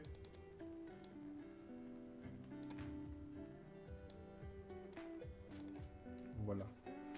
On est plus ou moins au milieu. Et 1840. Et 1840, que je reflash encore. Désolé. Voilà. Donc j'ai choisi un fond noir pour que ce soit agréable, hein, mais en vrai c'est peut-être un peu trop violent avec le flash. Du coup, Ça va être problématique sur cette frise, la longueur des noms des artistes. Dans la chrono, dans le. on pourra le mettre, Sur deux logiquement lignes. on peut les mettre en diagonale. Mmh. Tu vois, genre comme dans les chronologies, enfin les chronologies, tu sais, quand on fait notre arbre de généalogie, les généalogies, voilà. Et donc tu Je l'ai répété rapproches du quatre coup fois. 1810, tout ça, là, le dernier bloc. Tu penses qu'il faut que je ramène tout Mm. Tout ce qu'on a déplacé, on le ramène là. Soit ça, soit tu rapproches juste ce qui est à gauche, quoi. Ah bah logiquement, moi je le mettrais au milieu. Parce que pour l'instant, on va pas trop, tu vois. Ok. Et du coup, on va sans doute augmenter ça. Alors je vous le montre un peu plus en détail, voilà. On va sans doute augmenter ça en notes, parce que là on a pas mal d'onglets. Voilà. J'espère que je ne l'oublierai pas cette fois-ci. 1840, voilà, 1841, il y a un an qui se passe entre ce truc-là et 40 ans dans ce sens-là. Bon, on corrigera plus tard. Ok, Jeanne Mathilde, c'est bon. Ouvrage de référence, ça c'est notre ISBN de tout à l'heure. Donc on regardera tout à l'heure. Alors, on revient sur Yvonne Chastel. Donc du coup, on a des œuvres. On va regarder un peu sur son truc Pompidou ce qu'il nous propose. Donc, on est sur des photos. Une photo de Man Ray, d'elle du coup. Enfin, un autoportrait. Alors c'est écrit ici, je vais zoomer, vous allez voir. Enfin, un autoportrait. Un portrait fait par Man Ray de Yvonne Chastel. La DAGP. Voilà, donc du coup, Yvonne Chastel, est-ce qu'on va avoir 2-3 bios de Yvonne Chastel? Non. Ah, donc du coup, on a son cum. Ouais, Jean-Joseph Crotti. Mais du coup, peut-être qu'elle était pas artiste. Bah, si. Elle était peut-être juste une personne qui entourait des artistes, mais si. Il y a plusieurs photos d'elle. Par exemple, c'est qui a pris cette photo-là? Parce que si ils disent l'œuvre d'Yvonne Chastel, c'est pas... Non, mais c'est un truc du centre Pompidou, ils mettent toujours l'œuvre de, et en fait, c'est pas. C'est juste des noms. Man Ray, Yvonne Chastel, représentée. Alors, je vais dézoomer. Man Ray, il n'y a que des photos de Man Ray. Alors je rezoome, excusez-moi, hein, mais on n'est pas dans l'ergonomie là. Je rezoome encore parce que c'est difficile à lire. Voilà. Du coup, il y a des nus de Man Ray, des nus de Man Ray, des nus de Man Ray, des nus de Man Ray. Je crois que les nus de Man Ray, quoi. Et si tu mets dans la recherche sur internet, tu mets biographie à côté de son prénom. c'est le... Non, mais tu l'as à Ah côté. oui, c'est à côté. Mm. Ok. Dieu. Et là, on est dans les images, donc du coup, il faudrait que je revienne dans tous. Ah, ça l'a Ah, enlevé. c'est sympa. D'ailleurs, euh, normalement, on est censé faire 2 heures. On a pris il est 42 actuellement. Est-ce qu'on continue 1 heure de plus ou 30 minutes de plus? Bah, on a fait combien de... Les 42, là, ça fait 2 heures, je crois. Non, on a 1 heure et commencé... demie. 1 heure et demie, donc on il a reste encore un 30 peu. minutes encore. Du coup, on essaiera d'aller jusqu'à 23h30. Pour être sympa. Alors, peut-être, moi, je te propose que comme on n'a rien pour essayer de voir qui c'est, de cliquer quand même sur Jean-Joseph Crotti, parce que on sait que c'est sa femme, mais du coup, est-ce qu'elle a une importance Peut-être tu fais un CTRL F direct comme ça. Oui, tombe, oui, parce que, On va oui, pas voilà. regarder la Wikipédia. Du coup, c'est notre cher... non, je l'ai déjà oublié son nom. Yvonne Chastel. Donc, je cherche Chastel, mais... on Bah, va il cherche trouver juste que- Yvonne. Hein, sinon. Alors, cherchant une atmosphère Non, mais là, menteuse il entre parle Crotti que- et enfin, il sa parle- femme. Il qui la la considère font- uniquement en tant que femme. Attends, parce que du coup, Crotti fait sa connaissance, réputé collectionneur d'art moderne et récent au cours de leur soirée les artistes intellectuels de l'avant-garde new-yorkaise. Ok. Ouais, donc du coup, elle est citée qu'une fois, donc c'est juste une femme. Une femme doux. Ok. Bon, bah au revoir. Cubisme, on l'a fait. Oui. Sonia. Alors là, on retombe sur toutes les femmes cubistes, hein, du coup. Sonia Levitska. Donc née en 1874, morte en 1937 à Paris, est une peintre et illustratrice russe. Tac tac tac. Elle est peintre, mais elle est liée au post-impressionnisme, donc c'est la fin de l'impressionnisme, 1880-1910. Attends, vérification 3 secondes, 1880. Est-ce qu'on est toujours bon sur la frise là? Parce qu'on l'a pas fait finir l'impressionnisme justement pour des Si, on l'a fait finir justement. Ah, on l'a fait finir. Donc 1800, si le postmodernisme est 1890, 1880, est-ce qu'on est bon? On est à peu près bon. Ouais, on est à peu près. J'augmente un peu pour faire genre. Voilà. Et le post-impressionnisme, du coup, qui est par la suite. Ok. Donc on revient sur notre chère Sonia Levitska. Donc elle a fait l'école des beaux-arts de Paris en 1905, quand elle arrive à Paris. Elle se lie d'amitié avec certains représentants du fauvisme, comme Raoul Dufy, qui l'initie à la peinture sur soie. Ok. Elle se marie avec Jean Marchand, très bien. Milieu artistique de Montmartre et l'école de Paris. Parce que l'école de Paris, notion qui désigne l'ensemble des artistes. Ouais, c'est pas un mouvement, l'école de Paris, c'est une école, quoi. Qui se sont manifestés à Paris au XXe siècle. Bah si, c'est plus ou moins un mouvement, mais en fait, c'est un mouvement qui a plus... Ouais, c'est ça, c'est un peu... Bon, bref, on sait pas trop. On va regarder quand même tout à l'heure. Alors, elle expose régulièrement de 1910, Salon d'automne, Salon des indépendances, section d'or.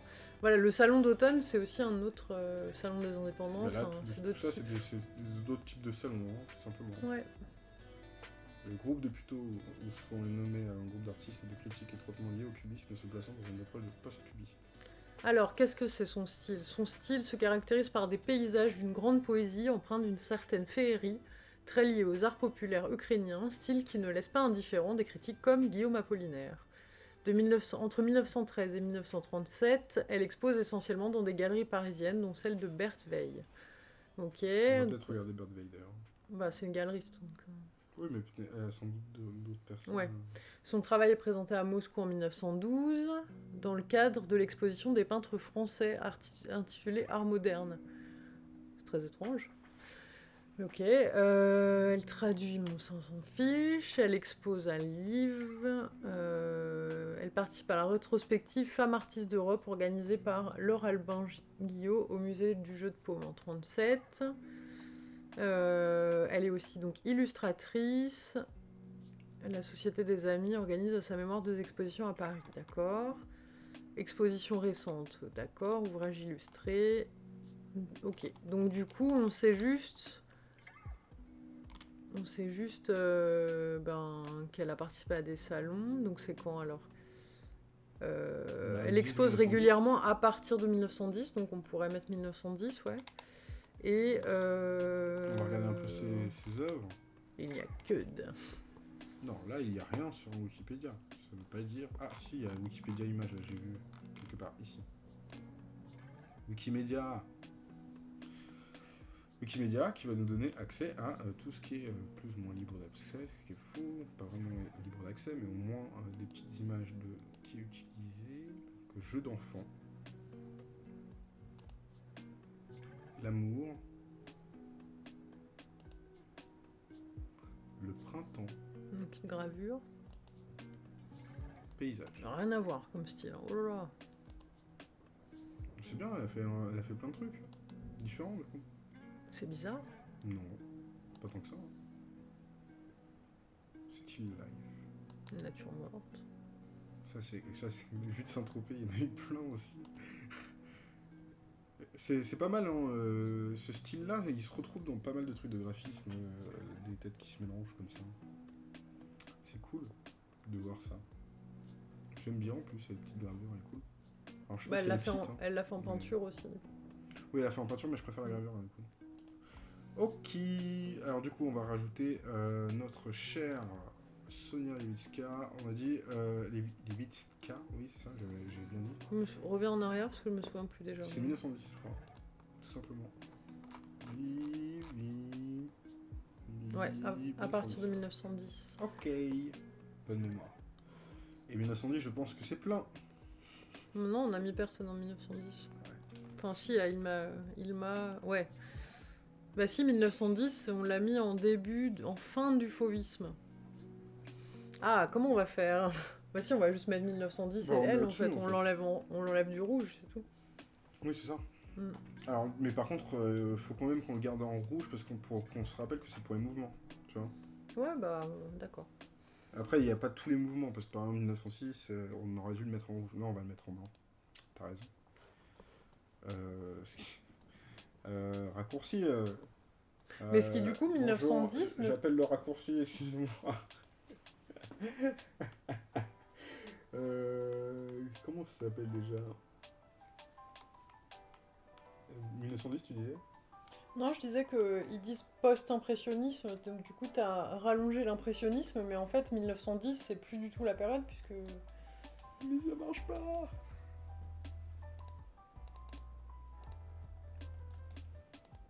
Oui, ça marche. Alors, je suis désolé, mais moi les raccourcis, ça fait 2. Non, mais... Ah, merci. Mais t'as dit que tu le laissais en rouge. Non, justement, parce que Ilma Afklint, elle gère aussi l'art abstrait. Ah, d'accord. Et en fait, le truc, c'est que ça va être confus après, au bout d'un moment. Donc, j'essaie de faire à peu près la même chose. Après, oui, clairement, je pense que les mouvements, ce sera plus facile à vérifier, tu vois, que les artistes, par la suite. Du coup, Sonia, tout simplement, et Levitska. Alors, sans faute, si c'est possible. Ok. Et du coup, il faut que je replace tout ça. D'accord. Donc là, il m'embête énormément. Je peux... Voilà, merci. Oh là. Ah oui, c'est parce qu'il y a des V. Pourquoi il y a des V? Ah oui, c'est parce que c'est moi qui ai cliqué sur V 36 fois. Ah là là. Qu'est-ce que c'est compliqué. Sans les outils. Voilà. Apprendre les raccourcis pour la semaine prochaine. Note de moi-même. Ok, donc là on est pas mal. Sachant qu'on est pas mal, on continue. Hop.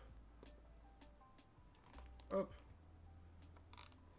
Et du coup, Sonia Levitska, tu peux regarder d'autres œuvres spécifiquement? Il y avait des trucs pas mal.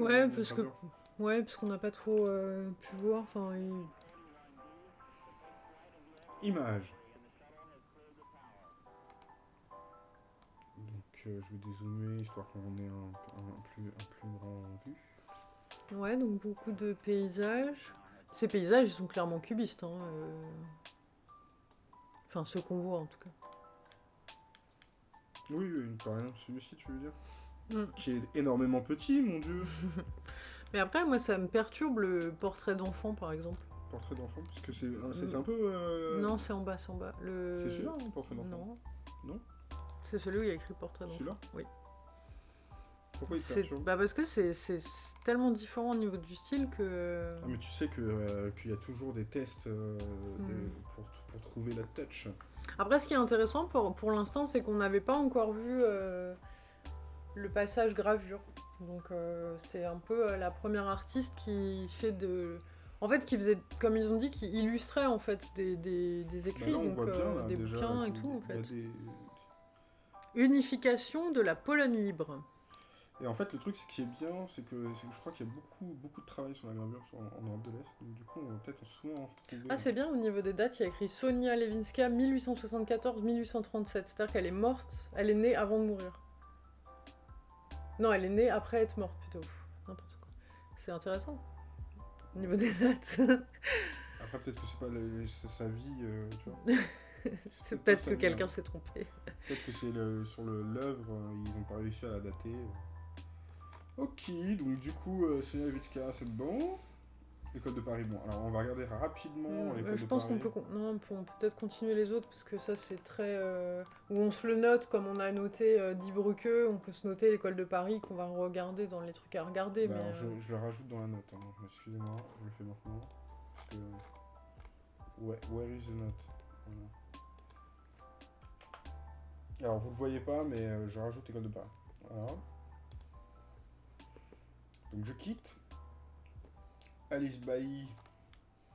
Ah, moi, je connais, j'ai l'impression de connaître. Alors, C'est marrant. peintre et graveuse suisse, née à Genève, ok. Elle fut proche c'est des Dada. mouvements avant-gardistes du début du XXe siècle, cubisme, mouvement Dada, fauvisme, qu'elle a contribué à faire reconnaître en Suisse normande. Alors là, dans les mouvements qu'on n'a pas, on n'a pas placé Dada, du coup.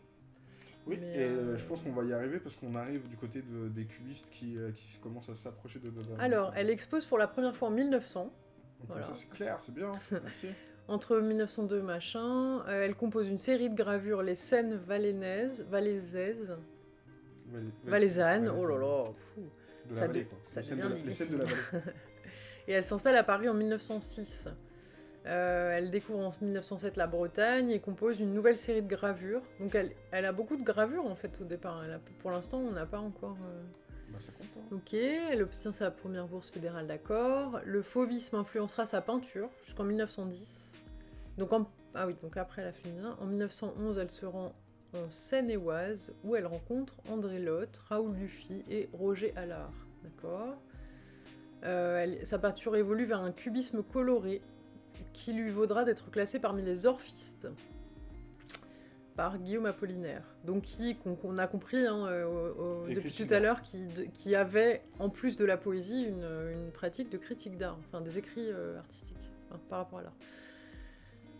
Donc elle revient en Suisse en 1914, où elle s'installe, ok, elle revient à Paris en 1921, et elle n'y trouve pas le succès malgré ses expositions au Salon des Indépendants et au Salon d'automne. Même si en 1923 elle s'établit à Lausanne, elle continue à séjourner par intermittence dans la ville Lumière et elle conserve un appartement. Elle invente le concept de tableau laine dès 1916, terme qu'elle crée pour éviter qu'on qualifie de broderie ces tableaux, peints avec de la laine. Entre 1919 et 1923, elle exécute une cinquantaine de tableaux laine. Des films multicolores sont lancés en lignée parallèle par-dessus et dessous une toile de coton. Okay. D'accord. Ce serait intéressant de voir ces pièces du coup. Ouais. Parce que elle par exemple, du coup. Tu copies. Hein. Du coup, elle est. Enfin. Ouais, elle a un parcours. Ça, c'est du cubisme pur. Enfin, pas pur, mais c'est du cubisme. Ah oui, clairement, hein, d'accord. Ok. Fontaine de jardin de bois. Voire pointillisme, hein, presque. Ouais. Bon, ok. Trop petit. Autoportrait. Il est beau, sûr. Autoportrait le même. Contrasté filtre Instagram. Aquarelle, ok. Moi je trouve ça fou les aquarelles, je comprends jamais. Comment il faut Enfin, c'est trop dur. voilà la concentration et le temps. Hein. Et la vitesse, surtout. Ah, c'est incroyable. Bon papier, hein, pas trop boire, pas trop tout recracher. Un peu de temps, et on y arrive, j'imagine. Alors, André Vorabour. Et est-ce qu'on arrive André Vorabour, est-ce que tu es une artiste, André Vorabour? Est-ce qu'on pourra regarder aussi si on voit ces tableaux laine? Moi, je veux voir aussi ces gravures. Alors, j'avais noté. Ah oui, non, mais parce que si on va récupérer Alice Bailly en passant, coller Alice Bailly. Parce qu'on va regarder on va regarder le tout, mais vu qu'elle était connue avec les scènes valaises, je vais bien aimer celle-ci là. Grande image, merci. Voilà, on va agrandir. Et on va checker. Moi je pense que ça c'est. Estampe. C'est pas une gravure. Bah si, une estampe c'est une gravure. C'est une gravure. Ouais. Le mec qui capte plus rien. Vous savez, c'est la fatigue qui arrive. Ah, il y a des beaux trucs. Hein. Alors, ça c'est cool aussi. Ah, c'est beau, hein. Donc, ça c'est les estampes à l'INHA. On va regarder ce qu'il y a sur l'INHA. Il y a un super autoportrait ou c'est un. Peut-être de jeunes femmes. C'est hyper contemporain comme truc. Bah, moi je préfère. Après, la gravure, tu sais, c'est un peu temporel. Je sais plus comment je suis fatigué, c'est définitif. Ouais, suivez la bibliothèque de l'INHA, c'est bien. On revient à Alice Bailly, on enlève les scènes valaisannes. Oui, du coup, les peintures, comment les tableaux laine, peinture laine, elle appelait ça? Je vais juste admettre laine. Ah, c'est sans doute ça, hein. C'est sans doute ça, hein. Ah oui, bah oui. On va regarder. C'est le site de, c'est le site de Aware, donc voilà. du coup. Donc ça, c'est, on va commencer à se baser dessus à partir du moment où on est totalement Et perdu. eux, ils disent peintre et artiste textile. Ok. Bah, ça n'a rien à... Ça n'a rien à voir, tu trouves? Non, c'est pas que ça n'a rien à voir. Non, mais je veux dire au niveau de la biographie. C'est plus succinct, mais... Ok. Salon des indépendants. Au salon d'automne. Là, ils disent 1909, elle expose au salon des indépendants, alors qu'ils disaient la première expo en 1900 sur la page Wikipédia. Et c'est cool, ils ont réussi à trouver une photo aussi. C'est cool ça. Parce que nous, on n'est pas tombé dessus tout de suite. Hein. Et tout en bas, la même année, elle se rapproche du mouvement futuriste et renoue avec la couleur. Elle bénéficie alors d'une première exposition personnelle au musée Rad de Genève. Mais cette... Alors attends, regardons attentivement cette œuvre. Ah, il est bien codé, j'ai l'impression. Pas trop grand, pas trop petit, il est bien codé. On peut cliquer? Ouais, super. D'accord, ah mais c'est... Alors je sais pas si vous voyez les détails, mais c'est plein de petits traits. En fait, c'est du... Ouais, c'est comme... de la couture. Alors est-ce qu'on est autorisé à montrer des culs à Twitch? Je sais pas. C'est une œuvre, c'est elle qui l'a fait, c'est pas nous. Hein. Ouais, il faudra faire attention à la limitation Twitch hein, du zboob apparent et compagnie. C'est très différent ce qu'ils montrent sur Aware, comme sélection d'œuvres, que ce qu'il y a sur... moi j'aime bien, du coup, peut-être que... Est-ce qu'on tourne très rapidement sur Aware? Parce que en fait ça me pose question là, au fur et à mesure qu'on fait Wikipédia. Non, je pense que en fait le truc c'est que Aware c'est une ressource... En fait, je pense que ce qu'on peut faire, c'est que si on trouve pas assez d'infos, on regarde, on vérifie en fait sur Aware, mais parce que sinon, en gros, ils ont fait un travail énorme de recensement des femmes artistes. Donc en gros, tu peux juste faire par ordre alphabétique A, B, C, D, E, F, G jusqu'à la fin, jusqu'à Z, et regarder tous les artistes et les mettre sur une frise, quoi. Si vous avez envie de le faire un peu en amont pour nous, je vous le mets dans le chat. Il apparaîtra. Voilà. Du coup... ce qui est bien, c'est qu'ils ont aussi réussi à la placer dans plein d'autres choses, donc ça c'est cool. Du coup, Ouais, on donc avait elle a une dit... pratique quand même pas si classique que ça, hein, parce que peinture, gravure et peinture textile, On avait dit c'est quel début ambitieux. d'ailleurs? Bah, il y avait écrit 1900 sur la page Ah oui, c'est Wikipédia. vrai que c'était clair. Mais là, il y a écrit 4. 1904. Elle s'installa. Ah non. Euh, Parmi ses envois à l'exposition municipale de Genève en 1907, 1909, elle expose au Salon des Indépendants. Tu vois, ils sont plus tard. Donc, Ouais, on peut garder, je pense, ce qu'on a vu dans Wikipédia. Aware est une source monumentale. donc Mais, on est 1900 là où c'est et rouge. du coup, on revient sur une couleur que je vais devoir changer. Attention, flash, flash, flash. Alors après, ce qui est bizarre, c'est que du coup, on n'est pas dans le cubisme, c'est ça 1900. Non, mais on est au début. De toute façon, ils avaient dit qu'il y avait un début du cubisme. Tu sais, il y a un gros passage entre le... juste avant, donc du coup, ça va nous aider. Donc 1900. Hop. Alors, c'était I.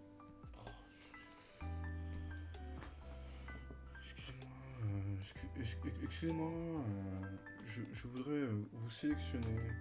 Voilà. Maintenant, je peux faire I, merci. Voilà. Maintenant, je voudrais vous resélectionner. Voilà. Je peux faire I, merci. Voilà. Donc, nous avons transformé 1900. Et je vais déplacer juste 1903. Ah, quoi que, attends. Si je déplace 1903, je dois déplacer les fauvismes, c'est ça? Et pourquoi? Ah oui. Alors, je vais dézoomer histoire d'être sûr de ne pas trop déplacer d'autres choses. Bah, tu dois le déplacer tout en le laissant caler sur 1910, mais bon, tu le referas après. Bah, je peux faire ça, non? Je déplace un petit peu Dynamo Dotti à la place.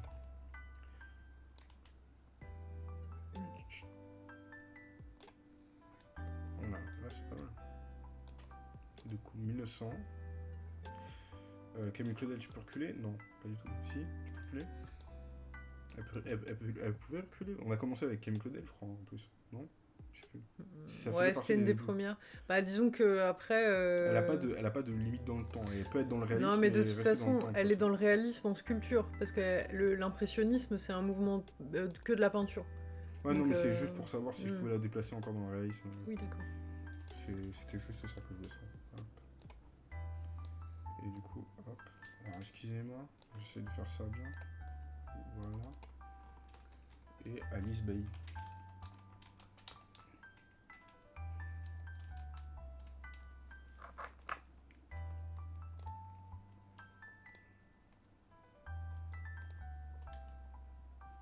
C'est bon. Voilà. Fixe.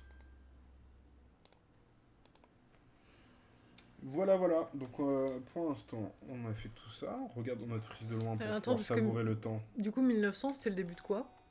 L'expressionnisme. Parce qu'il ouais, il est légèrement décalé. Non, mais en fait, il y a, voilà, c'est la fin du réalisme et le début de l'expressionnisme. Il y a un petit décalage de toute façon, et Ouais, je ok. l'ai laissé décaler exprès. Mais là, c'est 1900 de toute façon. Ok. On revient.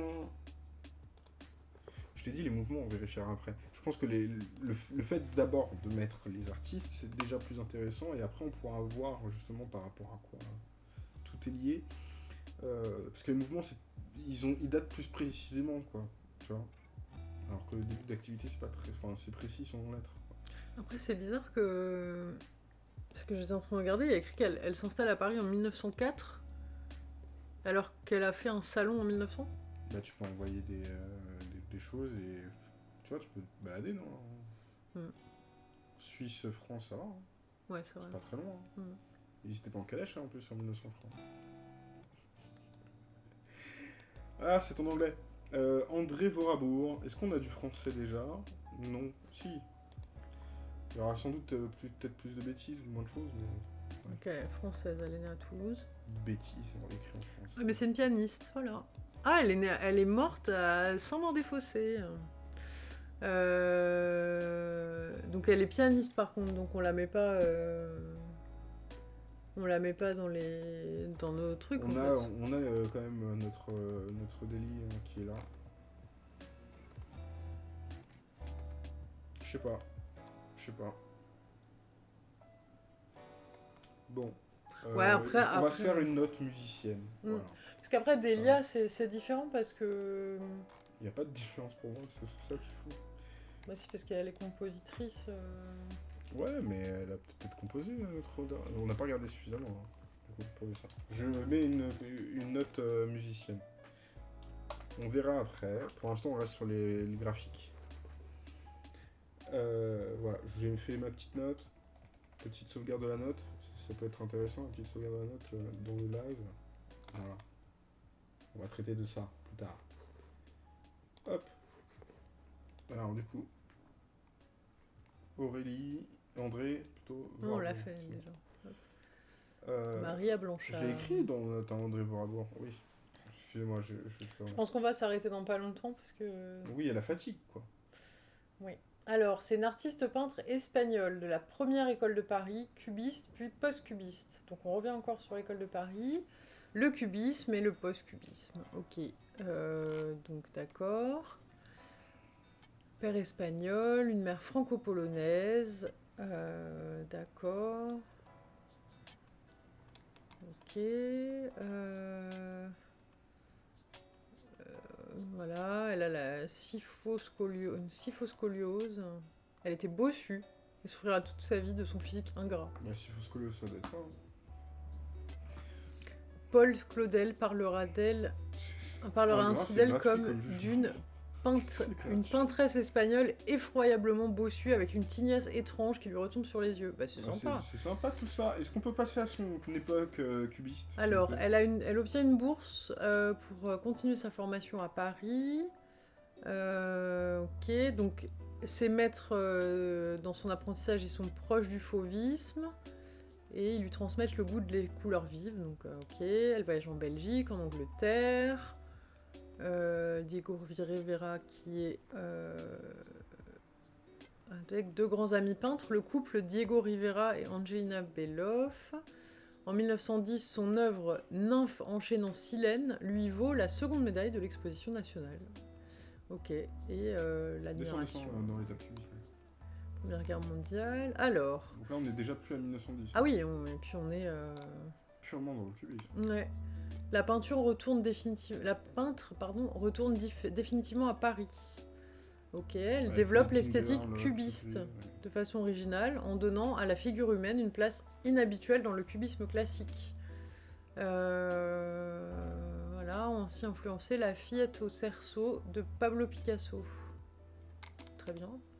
Étape post-cubiste, donc après, voilà, en 1920, elle revient à la figuration. Donc effectivement, son travail, il reprend il est plus figuratif, quoi, voilà.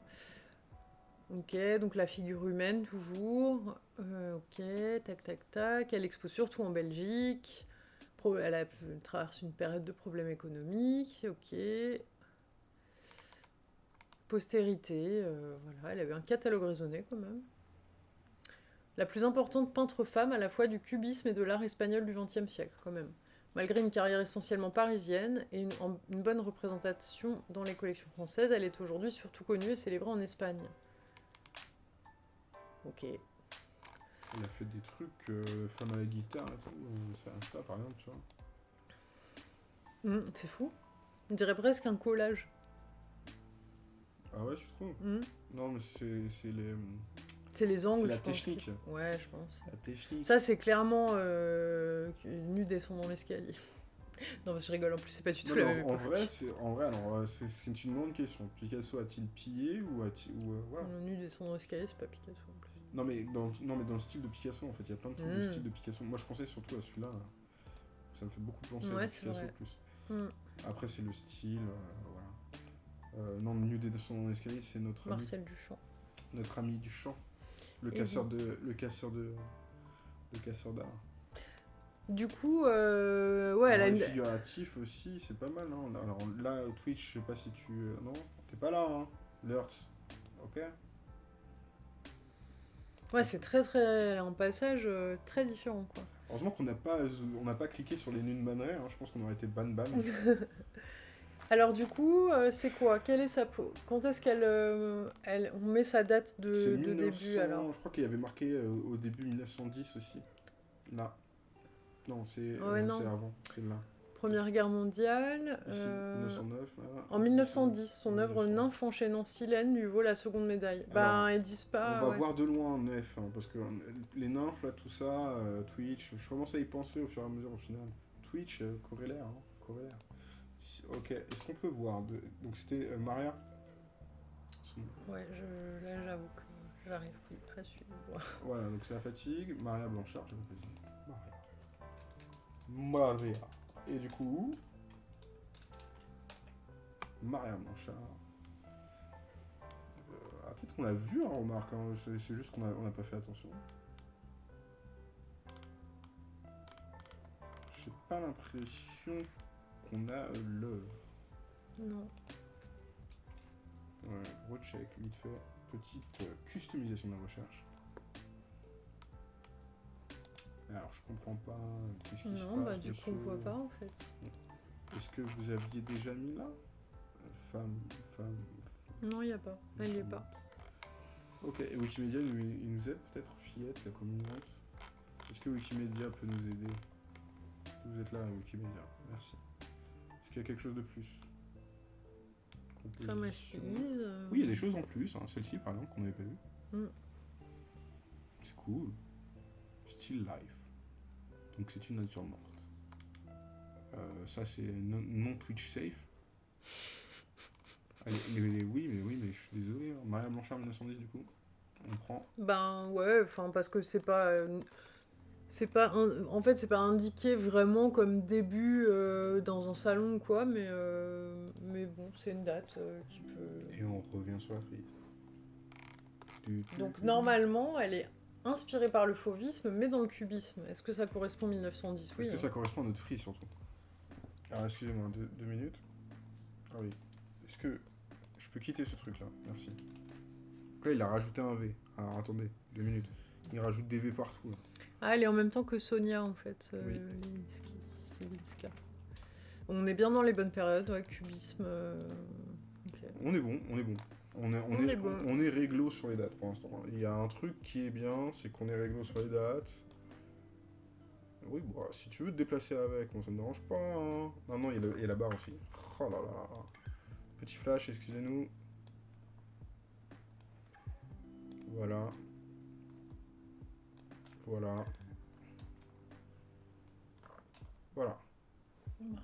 Maria Blanchard, ouais. Ok. Donc, petit récap de nos ajouts de jour. Et je pense qu'on va s'arrêter ici, il est 23h15. Nous avons fait... nous sommes pile à l'heure, alors que nous étions en retard. Il est exactement 1h59 de live que nous avons fait. Petit rappel de... Alors, on a trouvé du néoclassisme. Alors, je vais essayer de faire en sorte que... d'agrandir un petit peu la fenêtre, histoire que... Donc, on est passé au début... Je vais pas agrandir, attends 2 minutes, excuse-moi. Je ne touche pas à ça. Voilà. Donc, on est passé au début du live, on avait fait un point sur le fait que notre frise commençait à 1841 avec Rosa Bonheur. Donc, le premier mouvement qu'on avait marqué, c'était le réalisme. Et donc là, on a pu identifier 2 artistes nouvelles. Donc, Elisabeth Vigée-Lebrun, en 1774, dans la période néoclassique, qui nous a permis de baliser 1750 et 1810. On a ajouté aussi Jeanne-Mathilde Herbelin, donc qui fait des miniatures, peintures miniatures. On n'a pas trouvé beaucoup d'infos, mais voilà, 1840. Et on a continué, on a rajouté Madeleine Lemaire, qui était donc une contemporaine de Berthe Morisot et d'Edma Morisot. On suppose, par rapport à ce qu'on a pu trouver, qu'elles ont... qu'elles ont toutes les 3 en fait eu leur premier tableau au salon de 1864, puisque ça correspond dans ce qu'on a trouvé. On a ajouté ensuite en 1900... Excuse-moi. En 1900, Alice Bailly, donc on a vu qu'il y avait une pratique de gravure, de peinture et de peinture laine. Donc voilà, qui est assez intéressant. On a pu ensuite... placer Marie Laurencin, qui est la première qu'on a fait en 1907, qui nous a permis aussi de placer le cubisme, donc d'inscrire là-dessus. On a trouvé ensuite pas mal d'onglets que nous n'avons pas tous ouverts pour les femmes qui ont participé au cubisme. En 1910, on a pu placer 2 artistes, donc Maria Blanchard qu'on vient de faire et Sonia Levitska. Voilà, et ensuite, eh bien, on a, voilà, on a donc bien balisé le Le 18e siècle, en cubisme, fait. presque, ouais, on a presque fait pas mal d'années entre 1900 Ouais. et On 1910. commence à être bien au niveau du 20e, en fait. Du On a début du 20e jusque... Ouais, c'est quand même le début, puisque 1924... Là, on va en est avoir au début. plein, hein. Logiquement, normalement, entre 1900 et 1950, on va avoir plein de femmes. Peut-être un peu moins, et souvent ça va être intéressant justement entre 1850 et 1900. Pareil, entre 1810 et 1850, il y aura pas mal de femmes, je pense.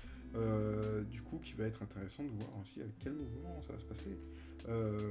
Mais du coup, c'est le début de certains salons et de certaines libertés. Sachant que, par rapport à ce qu'on voit dans les biographies qu'on lit, sur les périodes 1860 et un peu avant, un tout petit peu après, on est quand même sur un milieu artistique qui ne favorise pas trop les femmes. Enfin, on a lu à plusieurs reprises que c'était pas facile d'exister en tant que femme à ces périodes-là, mais on pourrait se dire aussi qu'avant, du coup, par exemple là où on a placé Élisabeth Vigée-Lebrun, qui était donc la portraitiste de Marie-Antoinette, officielle de Marie-Antoinette, que les femmes artistes qui pouvaient être dans des cours, portraitistes officielles du roi, de la reine, de la famille royale, etc., ce serait, voilà, on va essayer de voir si aussi c'était...